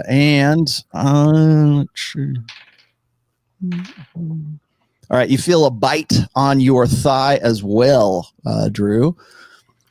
And you Yell out. take 4 points of damage from that one. Ouchie. And what's your constitution? My constitution is 12. All right, do a constitution check, please. Okay. Oh, fuck. Are you kidding me? 1. Okay, that's what I was looking for. Okay, Yes. Critical failure. It attached itself to you, and now, Grot, you feel like it gets really harder to pull him. Got my leg, Grot. Gray, I need you to do a strength check now. Sled, help. Come help. Pull. 10. 10. Okay, you can tell that he's trying to push his way through this shit water. Sled, come help me. Aldemar, you're on the same side too. We see all this going on. What are you going to do, Sled? Sled, big fool. Sitting down and watching this circus. That's what I'm going to do. Aldemar, Sit down. I'm like, you guys having fun there, huh? If I can make it across, you guys can. Aldemar, what are you doing? Help Sled. I'm coming up to help Sled. What you mean help? Reluctantly. Gray? Okay. Help me. I'm fine. I'm watching you guys laughing my ass off right now. Is what I'm Sled.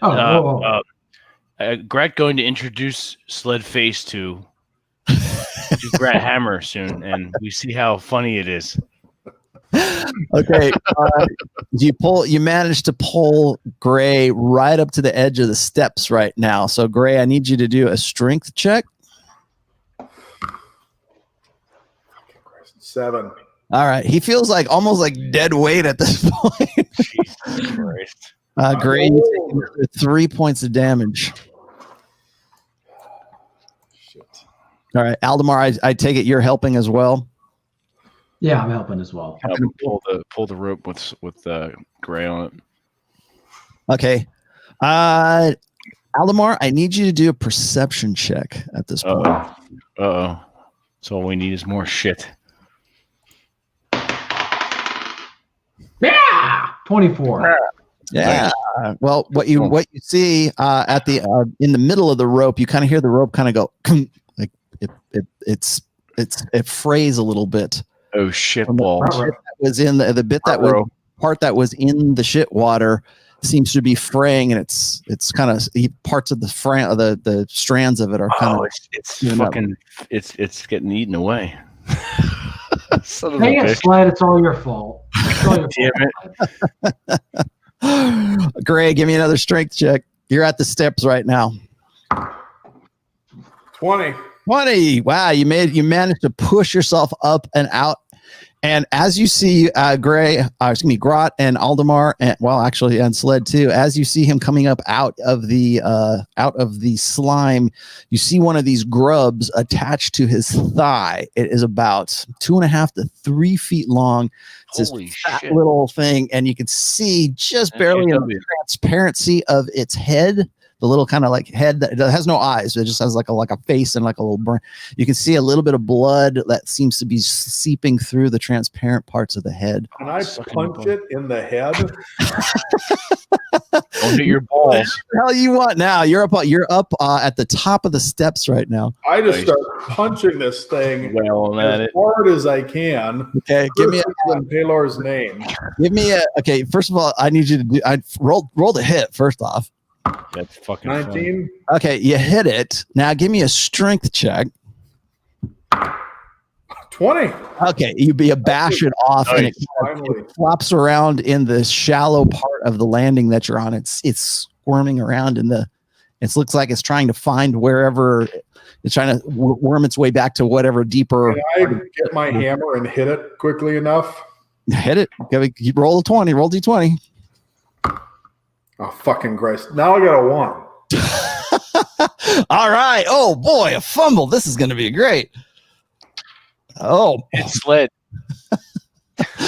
So your hammer slips out of your hand, and it rolls down the steps, and it falls into the water or into the ship water.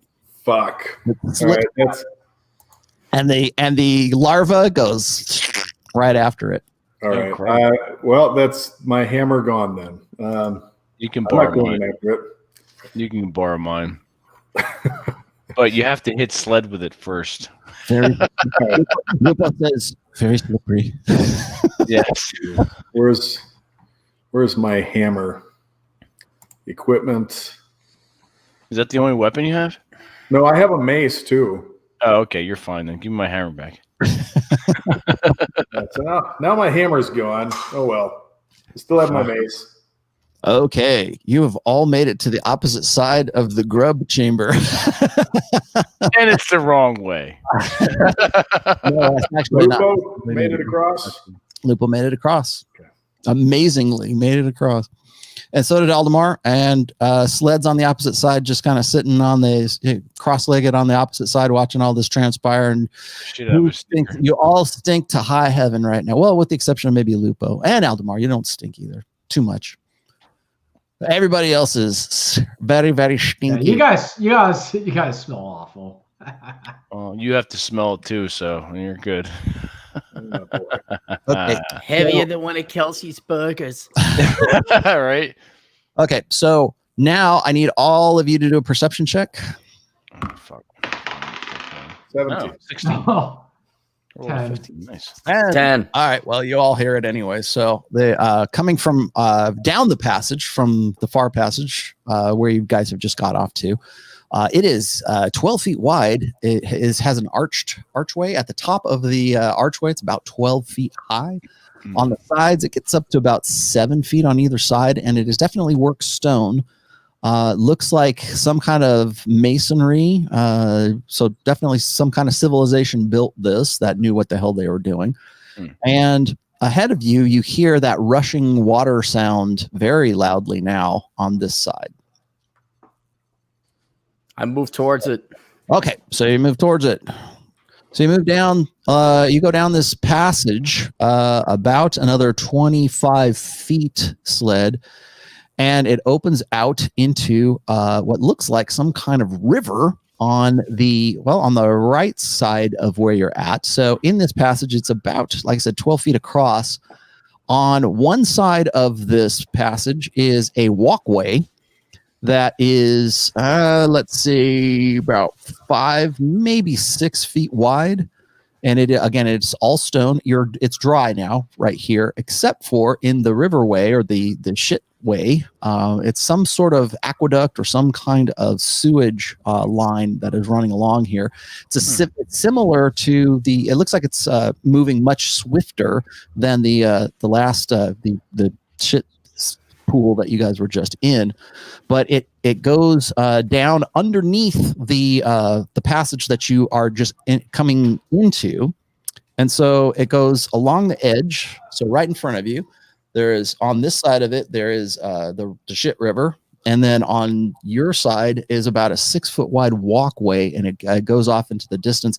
You can see what looks like maybe torchlight about another 40 or 50 feet up. So there is some lighting in this this area right here. There's and the river is still sewage, correct?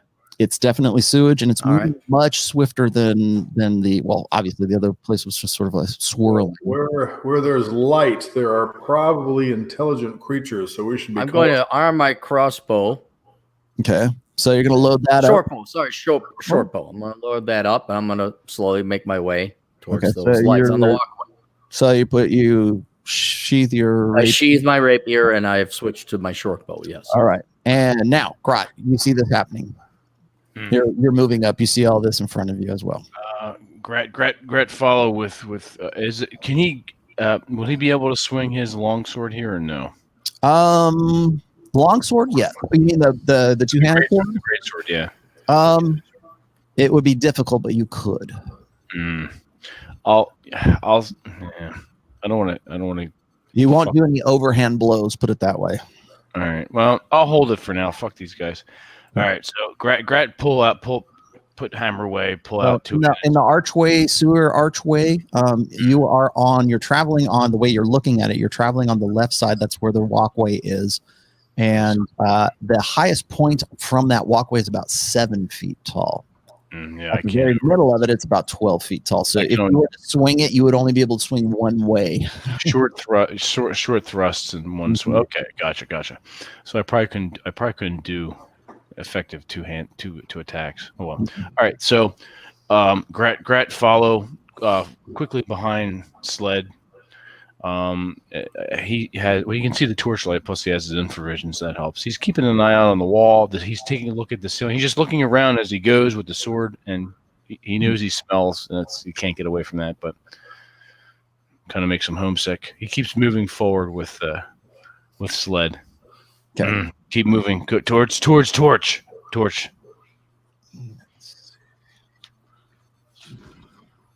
Aldemar, where are you going to go? Are you going to go along with this? I need marching order, so obviously Sled's in front. Yeah. Grat is second. We're probably about 3 to 4 feet apart. Okay. As you get about behind those two. You get about 40 feet down the side pass, like the ledge passageway there, and you see a torch bracket, and there is a burning torch in the bracket. So I keep going forward. Do we hear anything? I was just going to say, I'm going to stop and listen. Okay, you hear the sound of a Russian. Actually, Aldemar, give me a perception check from where you're at. Roll high. 20. Okay. Don't quite hear anything, but you think maybe you hear like a pulse of some sort, like that. Heartbeat of America. None of the rest of you hear this. Only Aldemar hears this because he has his super ranger hearing. So I turn to Gray and say, I hear something. Sounds like a heartbeat. That's weird. You guys, you don't hear any. You think he's crazy. We don't hear it. What you talk about? We both kind of like heartbeat. It sounds like a heartbeat. Is that blood rushing in ears?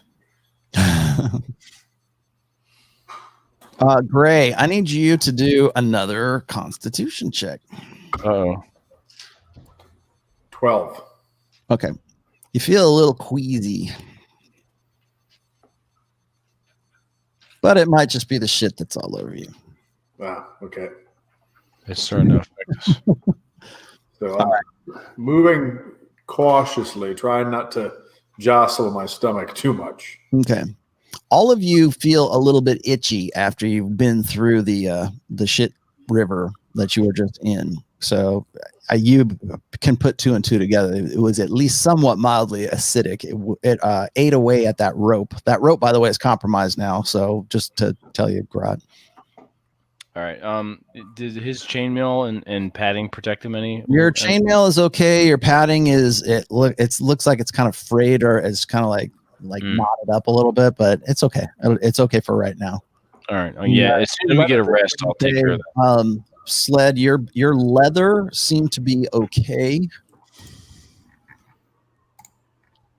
because your leather armor is tanned, so it would be tougher for it to get through that. Again, like I said, mildly acidic, but it is making you a little bit itchy, kind of like that. I'm going to keep on going until I find a water source to clean up in. There's nothing I can do about the itch. I'll just keep going forward. Well, so you're drying up a little bit. Aldemar, that's what you heard. Nobody else does. You let them know, and nobody else hears it. All right. Well, I'm gonna keep moving forward. Okay. I'm gonna have my smoke down. Okay, so you guys move a little bit further down. and you go another 30, almost 40. You figure about another 40 feet. So you travel maybe 80 to 100 feet along this side of the shit river. And then what happens is it makes sort of a diagonal break, and the ledge widens a little bit. So now it is a full 6 feet wide. So you guys no chance of you guys slipping in at this stage right here. But the stone looks a lot drier right here. It's not wet. The way that you came up was kind of like slimy on the stone. This way it's definitely drier here. And you notice that the shit river is down a little bit. It might have dropped like 6 inches or so from where you're at. So you guys are right at this corner connector right here where it opens up into just a touch wider than it was before. So it's about 6 feet wide. So, anything else you want to do while you're here? Just keep going. Oh, by the way, trudging. All right. Yeah. In front of you, Sled is another torch about another 20 feet after it makes this bend. And Sled, give me a perception check. 13. Okay. In the light of this, you can see just about 40 feet away from you, you see the passage bends again to the left, but as it bends, there's a bridge of some kind that goes across the shit river. Okay. Well, I'll just wait for the guys to catch up to me, and I'll just kind of go and maybe check the sturdiness of that bridge. So you're going to travel out to that bridge? Well, I'm not going to go out onto it. I'm going to take a look at it. The beginning of it is from where you're at is 10, 20, 30, 40, 50 feet away from you from where you're at. Okay. Well, I'll make my way there, looking for traps and anything else that might stand out. But inevitably, I would like to investigate the sturdiness of the bridge. Okay. You travel about 20 feet out. Give me a perception check, Slid. 10. Okay. Very quickly, TJ, check your just kind of jiggle your jiggle your laptop a little bit because we're getting that rattling sound again. What is that? Yeah, let me. That's you. Yeah, it's you. It might be your mic rattling. Nah, before it's like some kind of weirdness with his phone. I think your laundry's done. Chipmunk. I don't like my phone isn't. Oh, there it goes. I think it's just my mic just moves a little bit. It stopped. Attached to the table. Okay. Right, cool. Gray, what are you doing? I am looking and listening because I'm concerned if there's torches that there are some intelligent beings somewhere around, and I'm looking for any kind of clue that they might have been here recently. Can I tell how long these torches have been going? Can I smell any oil? Is there anything? They've been definitely dipped in some kind of pitch. Okay. And they're just burning kind of fitfully. They're not like roaring. They're just like kind of, one of them is smoldering. The one that's in front of Sled is lit pretty well. That's the one that's the brightest that you can see so far. I ask Aldemar if he sees any sign, any tracks that anybody or anything has been through here recently. All right, I'm going to do a perception check. Go ahead. It's a total is 8. Okay. He can't see it. Most of this stuff is like the area you're on is just like solid stone, so there wouldn't be any prints or anything like that. Okay. Yeah. I don't see anything. I ask how Grot and Sled are feeling because I'm starting to feel woozy and nauseated and thinking might need to heal everybody. You're feeling a little nauseous. The other guys don't look like they smell, but they're so used to the smell right now, they don't know that they smell so bad. Gret don't mind shit. Okay. Okay, so our sled right in front of you, You're about halfway to the bridge right now, and at the halfway point, there is that one burning torch that's in the side of the wall. And give me a perception check. 27. Or I'm sorry, 25. 25.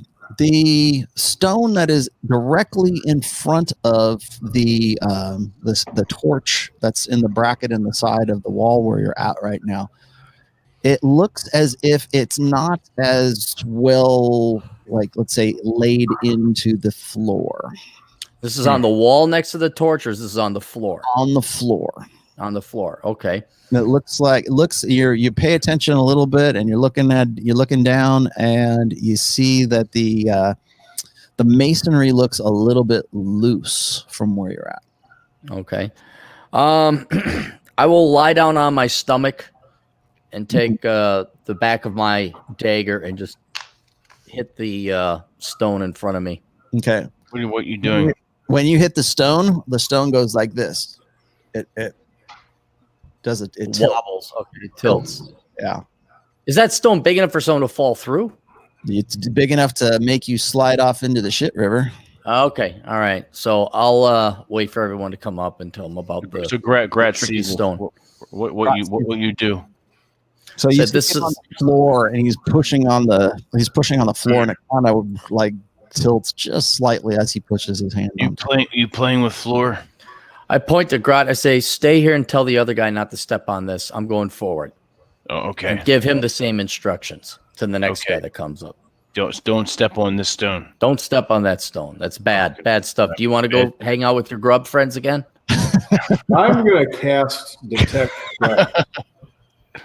Well, there is one trap. Okay, so you burn that spell. The one that's right in front of you is that tilt trap that Sled just discovered. Well, I was like thinking further forward. You don't detect anything further forward from there. Okay. Don't tell Sled that. Just let him work for it. Okay, hold on. Exactly. We're in a spell slot here. All right, so I let everyone know not to step on that stone. Kind of mark it off. Gray, the side of your thigh where the grub was biting you is really hurting, and you lose another 2 points of damage. I think I need to cast healing on myself because I'm getting down a little bit here. And you're feeling a little bit, say, lightheaded, but you're kind of fatigued. Yeah, cast. Okay. Do I know if do I feel like I'm poisoned or anything? No. Yeah, maybe. Let's see. All right. I think I've got something for that. Let's see. Lesser restoration. Touch a creature that can either end either one disease or one condition afflicting it. Condition can be blinded, deafened, paralyzed, or poisoned. So I'm going to cast Lesser Restoration on myself. Okay. So you purge the disease that you have contracted from this nasty thing. And so it's no longer going to do damage to you. So you feel better after you do that. It takes you, I don't know, what's the casting time for that? Is it like? Oh, let's see. Hold on. One action, touch, instantaneous. Okay. So you begin to feel instantaneously better. Okay. I think I'm going to cast Cure Wounds on myself too because I'm in bad shape. There you go. Let's see. What is Cure Wounds?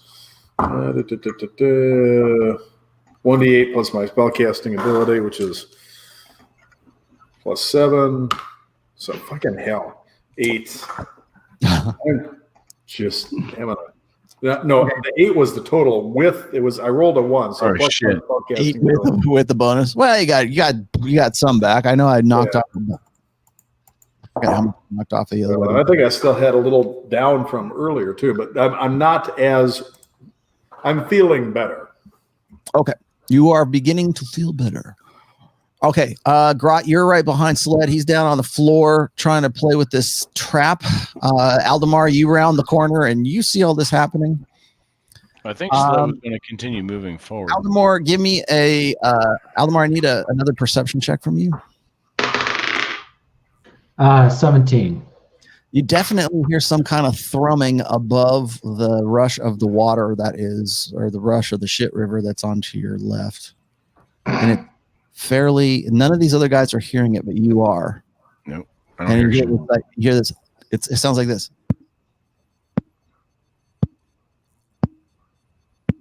Like that. Drums in the deep.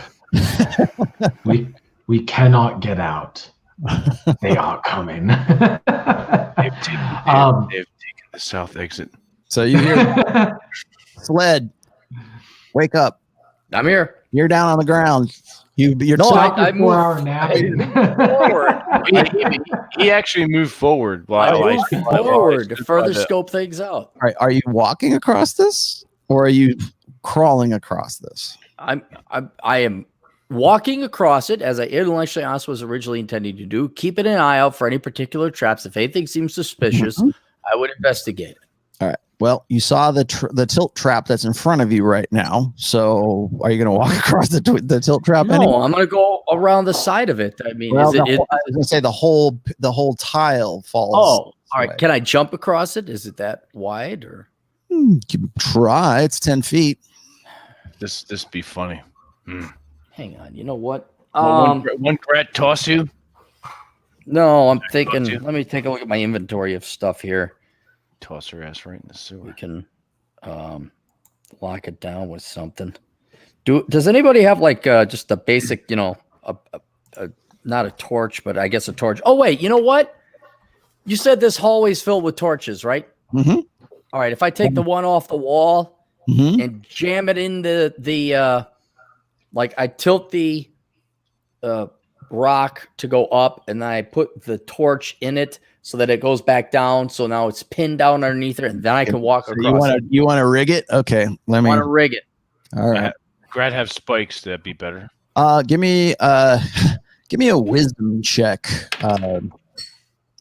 Sled. Where'd it go? 7. Okay. Now give me an intelligence check. Let's see how smart you are.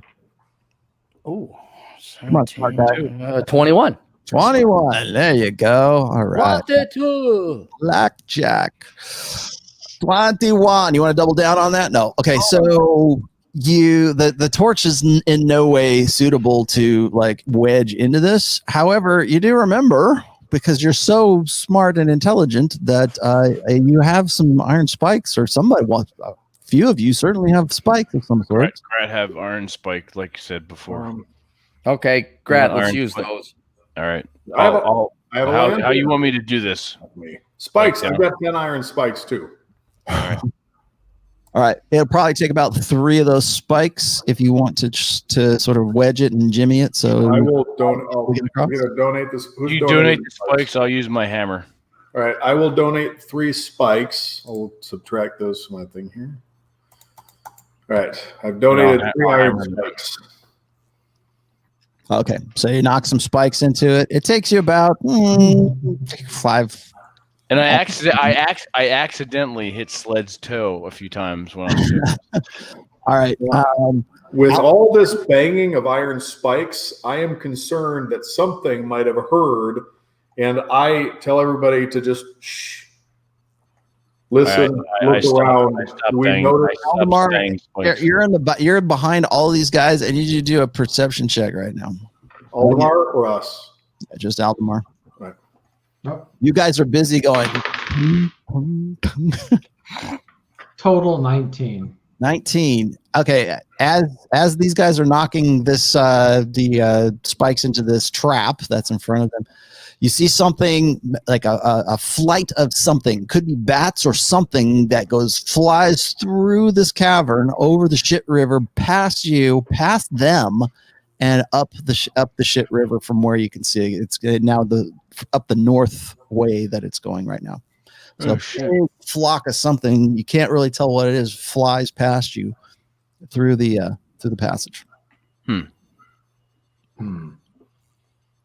We couldn't discern what it was. You're pretty the rest of us notice. Or what? Grot notices. All the rest of you guys are just sort of like working on Jimmy and this thing right here. So But I can't discern what. Can't tell what it was. You think it's bats? Okay, bats. I ignore them because they're retarded. They're little bats. We're not going to hurt us. Okay, so you managed to weld this thing. You can walk across it safely now. We're good now. They pass over that, and you go down another 20 feet. It bends again, like I said, diagonally to the left, and then you see a wooden bridge across the shit river that leads to another stone walkway similar to the one that you were just on. I go up and inspect the bridge. Okay. It is a wooden bridge. It is supported by stone pillars. It crosses the shit river. It is 5 feet wide. It has no railing. How long is it? Well, it seems to you very well built and sturdy. How long to the other side is it? The opposite side is about 15 feet across. I make a mad dash across it. Okay. With reckless abandon. Okay. Give me a dexterity check. I know you would do that. Please fail this. I know. You guys would. Natural 20. You did a cartwheel on right. Pirouetting across. Sure. Shit. Like TJ after he gets out of the shower, he's all gay and everything.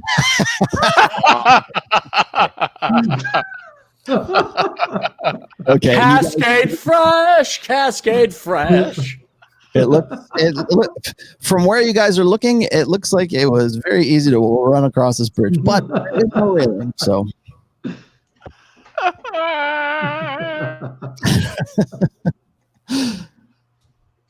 I yell, "Come on, boys! The bridge is really 30. The 30th little bridge you ever saw." I walk across very cautiously, kind of like one step at a time, testing the wood. You walk a great Vargathan. They gingerly walk across the bridge, and it seems very sturdy. It holds, supports your weight, and you make it to the other side. All right, Grat will follow suit. It's be cautious. Stay away from the. We're not Grat not do no pirouette. You idiots. Okay, you get to the opposite side of the bridge. It is again it's as wide as the other one that was just on. It's about six. Like I said, about 6 feet wide. So you kind of still have to go single file, but you could get two if you had to. And you can see that it carries on. Now remember, the direction of the shit river that's is on your left side. It's the flow is coming this way. So you guys are traveling upstream, just for your information. As you're going up, Aldemar, give me one more perception check, please.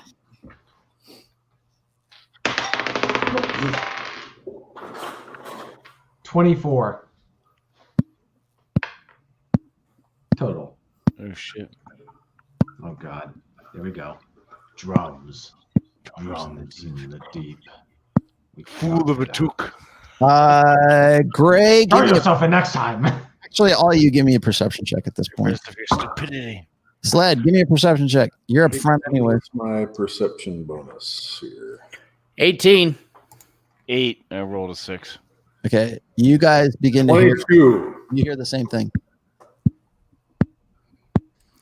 Rolo, can I determine if it's mechanical or organic? Is there any? Can't really tell. What direction it is fairly regular. It's not like It's not Dominican, is what you're saying. Yeah. It's not fun. It's not steel drum music. No. It's not part of it. Okay. I was expecting a little Calypso music. Yeah, a little bit of sauce, a little bit of happiness. All right. I just keep pressing forward. I keep pressing forward. Can we tell if it's drums or marching? Like footsteps or I'll give it to you. No, it doesn't sound like anything like that. It sounds, well, now you hear it, so it sounds so regular that if it was, they'd have been on top of you already, if that was the case. Even Lupo hears it. Right Can we tell the direction of the sound? Straight ahead of you, actually. Straight ahead. Okay. Mm-hmm.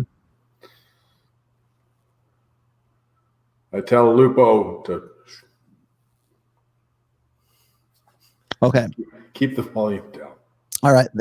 This passage is very similar to the one that you just came up. You travel. Gosh, it goes for quite some ways. It's 10, 20, 30, 40, 50. About the 50 feet mark. There's another torch that's all smoldering, but it's still lit a little bit. It's in the bracket in front of you,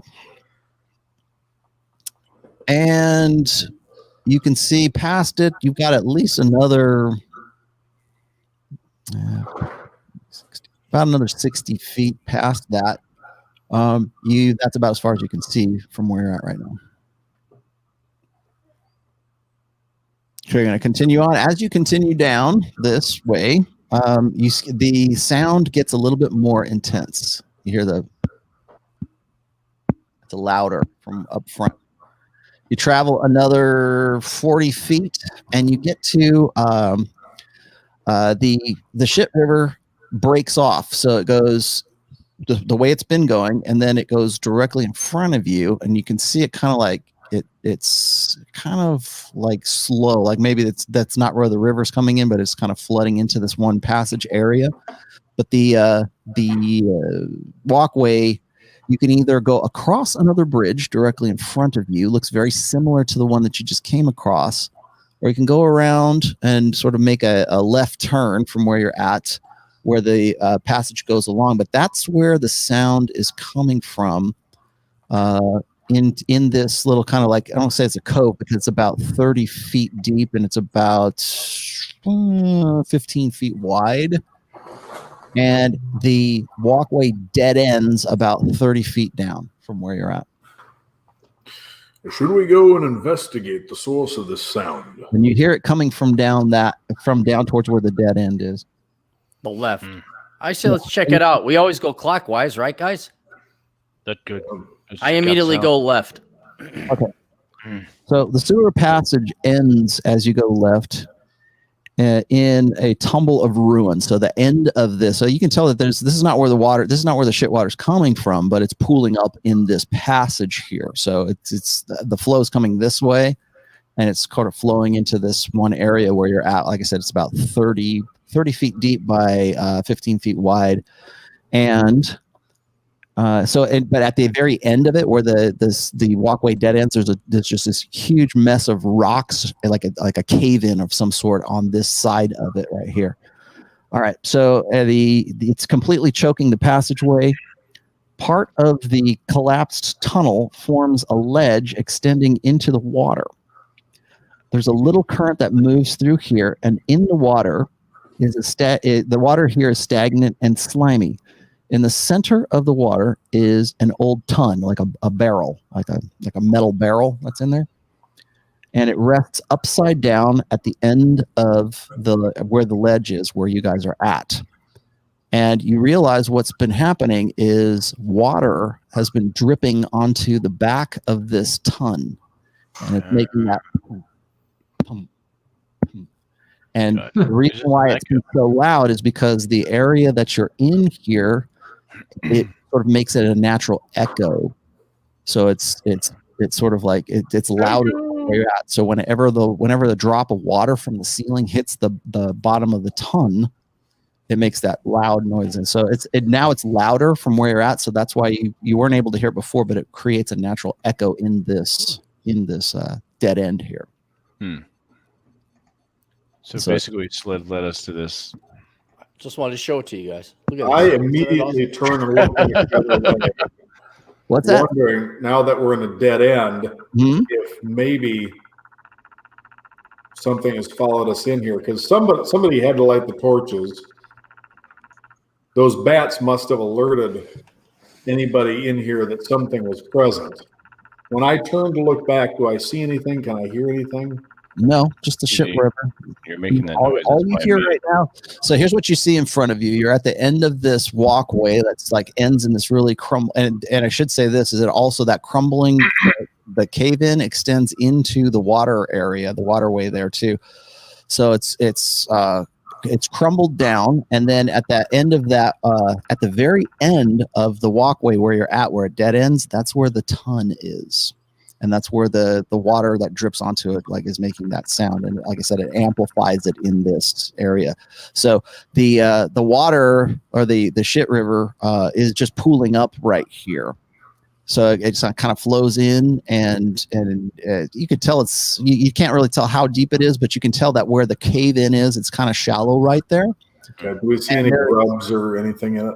Don't see any grubs or anything. All you hear is just the noise of the water dripping on the ton. And you look behind you, and you don't see anything behind you. Don't see anything behind you. The only thing you hear is on the ton. I'm gonna move through the party because I was up front, and I want to get to behind them. Okay. And then I'm gonna make a mad dash across that other bridge. The other bridge. Okay. So you're gonna pirouette. I don't know. It depends what I roll. We'll find out if roll is gonna have me check my dexterity. Well, gotta do something. Gotta make it somewhat interesting, right? All right, so you hear that ton, boom, boom, boom. He moves by you. Gray, you see Sled move by you, and Aldemar, you see Sled move by you because you guys were in the end. And Grot's like, Grot, what are you gonna do? Grat, we in dead end, and that noise come from barrel. This is not good. So Grat's going to try to get to one more strategic position, and he assumes that the bridge that's better. So he'll move towards that too. Okay.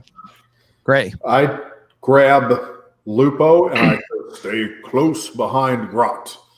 And we kind of push ahead and we follow close behind. And Aldemar, what are you going to do? You see all these guys kind of shuffling back towards you. I'm gonna pull out my bow and arrow and knock a bow. Knock an arrow. I want to roll. I want to roll perception. I grab another bow and I knock it into the bow. All right, 22. What are you doing? Rolling for perception. Oh, perception check. Okay. You hear the like I said. Now you know what the sound is coming from. You notice that there is a bunch of rubble like that in this cave-in part here, and you give me a wisdom check real quick. Ooh, this is gonna be good. 22. Okay, you have no idea why this would be here, but it's kind of why would this, like, you're wondering what is this shit all about? Sled, you get to the bridge. Okay. All right, give me a dexterity check. Oh, Bubba. You fall in. 19. Sorry, guys. God damn it. 19. Okay. You make it across. And you make it across. All right. So you make it across, and again, from where you're at right here, it takes a jog to the right, like diagonally to the right. Again, you don't know north, south, east, or west. You think it's going northwest, possibly. Give me a perception check where you're at on the opposite side. 17. Okay. That's pretty good. You all you hear is boom. Like I said, it's a little bit louder. It's a little bit distracting, and the water from the shit river is coming from what looks like a natural cavern now, directly in front of you, and you can you're too far away to see but you're on the opposite side of the other ledge right now. Yeah. Okay. Who's next? You guys, Aldemar. We're behind Grot. Lupo and I are right behind Grot. Grot, you're at the bridge. All right. And he, I saw Sled make this across. Mm-hmm. It looks pretty sturdy. How wide is it? Same as the ledge. It's 6 feet. Oh, okay. I'm going to go across. Okay. I'll go cautiously. I'll move swiftly, but I'm not going to go recklessly like sleds, like traipsing across like a moron. Okay. You make it across. Gray and Lupo, you guys are gonna. Where are you at? What do you want to do? You're at right at this side of the bridge. We're going to cross cautiously. I'm going to have Lupo go on ahead, staying close to Grot, and then I cross behind him. Okay. You guys have no trouble getting across. It's fairly wide. It's fairly sturdy. It is wooden. It's the similar build of the other one. And Aldemar, one last perception check. Come on, baby. Don't fail me now. Feet still fail me now. 23. Okay. The rubble that is at the end where the ton is, you notice there's some masonry in the rubble as well. So it's not necessarily a natural cave-in. There might have been some construction there at some point, but it's mixed in with the rubble. So it might have been like this was meant to go somewhere before it was caved in on that side. So you are on the edge you're right at the corner right there. So you're right at the edge of the bridge, and then the ton is about 20 feet away, 25 feet away from you. All right. I'm going to, with my bow still at the ready, I'm going to move over there and try to investigate further. Okay. You move across, no problem. Sled, you are about 10 feet away from where the bridge is, and there's only one way to go, and that's on this side of this is the same ledge along the shit river. I will continue along the ledge along the shit river. Watch out for those traps, those weird fucking tilting tiles. Okay. Well, I presume, but I will, of course, be going cautiously. I won't be making a mad dash like I did across the bridge. I trust bridges. Right. Well, it's still that same masonry, still that same stone, and it goes about 50 feet down, and you notice also here that there is a cave-in, or there's it collapses, and the tunnel kind of collapses over it, and the shit river kind of ducks down as if going into sort of like the cave from this natural cave. So this is where the ledge ends, and it looks like there's been a sort of a natural cave in here, and the river descends or drops down. But remember, the river's rushing this way, but it drops down, and you can't tell where it's coming from at this point. Like a culvert or something? Sort of like a culvert. Yeah, it's like a dead end right here for the where you've been. It's a cave in right here. So we go where we go. You guys are right on the opposite side of the bridge, and Sled has gone about another 50 feet down. What you see, Sled? Well, I see that culvert. There's only one way to go, so you guys might as well come on over. Well, they're already there. They're already on that side. Oh, they are now on my side. Okay, yeah. Well, I gesture them to catch up. All right, we'll follow them a little more closely. Okay. It dead ends from where you're at. So essentially dead ends because there's a cave in from there, and it covers over the walkway from where you're at. Okay, and we can't climb over the rubble or anything like that. No. Right. And there's a culvert, though, you said. Yeah, well, the culvert is where the river goes and drops in, I should say, from where you're at. Well, I look at the team, and I say, I think we got to go through that culvert. But yeah, there's no way you're going through that culvert. Oh, we're not going through that culvert. No. Well, I'll try. I'll take a look. Can I do a perception check and see if I see something I'm not seeing? Actually, all of you guys do a perception check. Balls. 24. Oh shit! Natural 20. You notice along right directly across. You see nothing, right? God damn it! All right, so you notice that the wall along the when you cross the bridge, the wall that's right here, and then there's the walkway that Sled is on right now. You notice that it looks like a different kind of masonry from where you're at right now. Sled, you think that maybe there's something here that it doesn't seem right as far as the build of that wall along the edge before it turns into the natural cavern. And Brad sees this. He says, "You see this weird color stone?" Yeah, I say, hey guys, there's something not right here. I say, let's take a look around this. I'll kind of investigate and see if I could poke around. There's something not right about this rock or masonry. Okay. So what do you do? See if there's like a rock I can move. I will go along the perimeter. Doors. There we go. Good enough. All right, you find a secret door that is in the side of this wall right here. Awesome. Okay. And that secret door slides along. It's a sliding door. It doesn't open out or anything. It slides a little bit. But it's a stone slab that slides. Okay. And it opens into a 10-foot wide passage. Travels down from where you're looking at it. It goes a little bit to the left.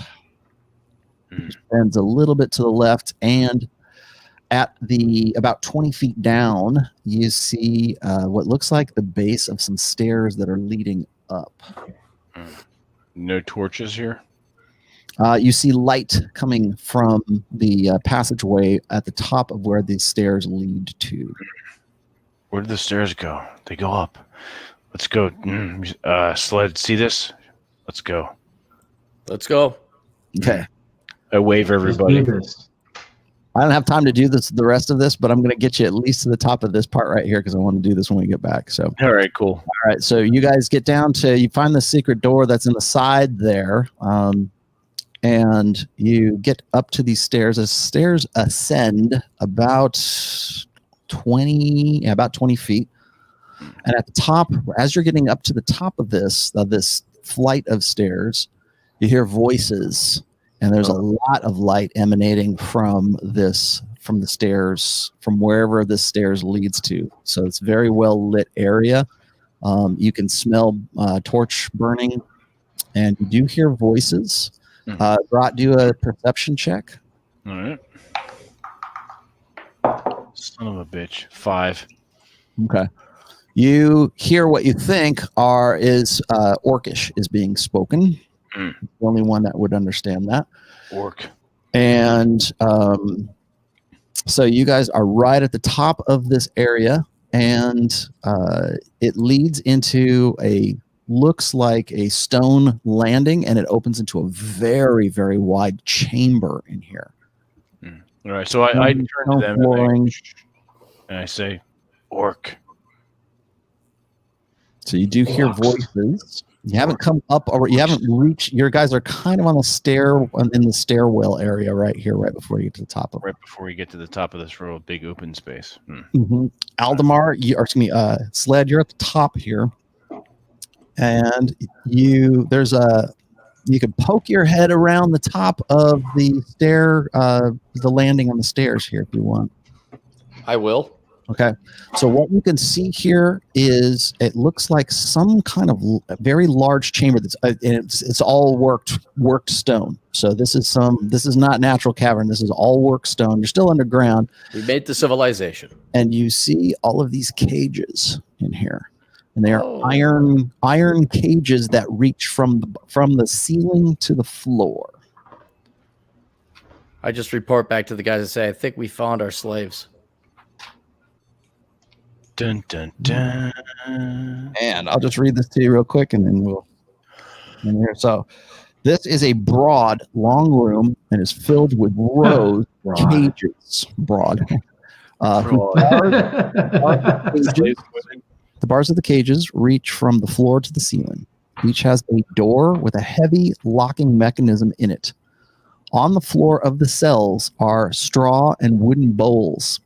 Each cell holds a man or a woman, although each could hold more. Strolling down the center corridor between the cages are 3 humans and 5 orcs. Oh, shit. So there is a main hall, kind of like a throughway through these cages. And down, you hear somewhere voices. You hear Orcish being spoken. And Sled, you can see, like I said, you see the people and you see the orcs. So you're looking at least a minimum of 3 humans and 5 orcs from where you're at. I tell the party, I say there's 3 humans, 5 orcs. We're going to need to put together a plan to take them all out. And I will let you guys figure that out for the next time because we're at 2.5. All right, Cool. Thanks, guys. I gotta get going. Thanks for having me on. See you after the new year. Jesus Christ! All right, so have to come up with a strategy for. Seriously, I'm divide thinking them, distract them. Exactly. Or maybe we just throw a sled into the room and see what happens. So I'm thinking maybe Wednesday, January 6th. Cool. Yeah. I think that'll work. Interesting. Yeah. I think I'm okay on the 6th. So yeah. Okay. Yeah, keep it posted. All right. So, and Raul, do you want to talk? You have something coming out soon too, don't you? My fourth book is coming out very, very soon. Hopefully by the new year. I'm waiting for the galley proof to come back. New book, new book for the new year. So definitely coming very soon. So that's because you watched this whole thing, you get this at the very end. Anyone who lasted this long gets to. This is the fun. when I'm writing books, like this is the fun part when you're like, okay, now I'm going to press publish and see what happens, kind of thing. So absolutely, yeah, cool. I look forward to that. Yeah, definitely by the new year. So. Okay. Cool. And that will be both the ebook and the paperback. Ebook and paperback. Audible will probably be another 4 to 6 months, depending on how long Sam Bob takes to read it. But he'd do a good job on it. I don't think he has too much to do. So. Cool. Do you have any intention of releasing your current ones, your first 3, as hardback? I have plans to do that now that I know where I can take it. I'm looking into either BookBaby or Ingram Spark to do a hardback. The problem I have with doing a hardback is all of my books are through Kindle KDP Select, like they're Amazon, and I will tell you, man, it just burns my ass because I want to do a hardback so much, and KDP doesn't offer hardbacks. I'm like. Yeah, that's true. You don't have leather cover with one of those little bookmarks. Do that. I would stone in with the latch that locks it like an old diary. Sooner or later, gold on the edges of the pages. Sooner or later. Cool. All right, guys. All right, Raul. I will see you guys January 6th. Right. January 6th, absolutely. Awesome. TJ, where can everyone? You have something coming out soon as well, which I did a book blurb for you. Yes, you did. Thank you very much. So my website is tjmartinell.com, and the book that is coming out is called The Pilgrim's Digress. It's coming out on Christmas Day. So you can find that at Terror House Press, or you can also go to my website, tjmartinell.com. Excellent. Fantastic. Look forward to that. Look forward to that, to the paperback, actually, and getting you to sign it. And Drew, last but not least, what are you working on? Anything coming out? I've got 2 books that I'm working on, and also a body weight training course. And because I'm working on all these things at once, they're all going to take longer to finish than I'd anticipated. But I've got a whole bunch of books that are already written for people who haven't read those and want to build muscle, lose fat, get fit, and not spend all their time in the gym doing it. Exactly. Cool. So, bay.com, easy to find. There you go. Bay.com. I like it. All right, everyone in the chat, everyone who'll be listening later, I thank you all. How do we get? You are in the wrong. So everyone in the chat, we thank you, and like I mentioned when we first started playing these games, we don't interact with the chat all that much. Why? Because we're focusing on playing the game and having fun and being focused and enjoying what we're doing. So you guys can entertain yourselves in the chat, and I thank you for doing so. And I thank you for the random. Every once in a while, we get dropped a super chat, as Bacon did. Thank you, and Merry Christmas to everyone. Thank you, Bacon. Merry Christmas. Yeah. Merry Christmas. Yeah, not happy holidays and Kwanzaa made up bullshit. Merry fucking it's made up bullshit. Merry Christmas and happy fucking New Year to everybody listening to this and everybody in the chat. That's the way we roll here. Exactly. On this fucking fake ass bullshit. Merry fucking Christmas. God bless us, right? And God bless us, everyone. Everyone, including the Spurs. Spurs You're all God's creatures too. You may be a Asperger retard. You're still God's creature. Merry Christmas to you as well. You fucking cocks. So on that note, here's another thing. Next Wednesday, as fortune would have it, that is the last Wednesday of the month. It's also will be our 100th episode. So we're gonna have sort of a special. So obviously, Drew, you're more than welcome. I'll send you the link. There's a few people coming on. I'll send out invites to them.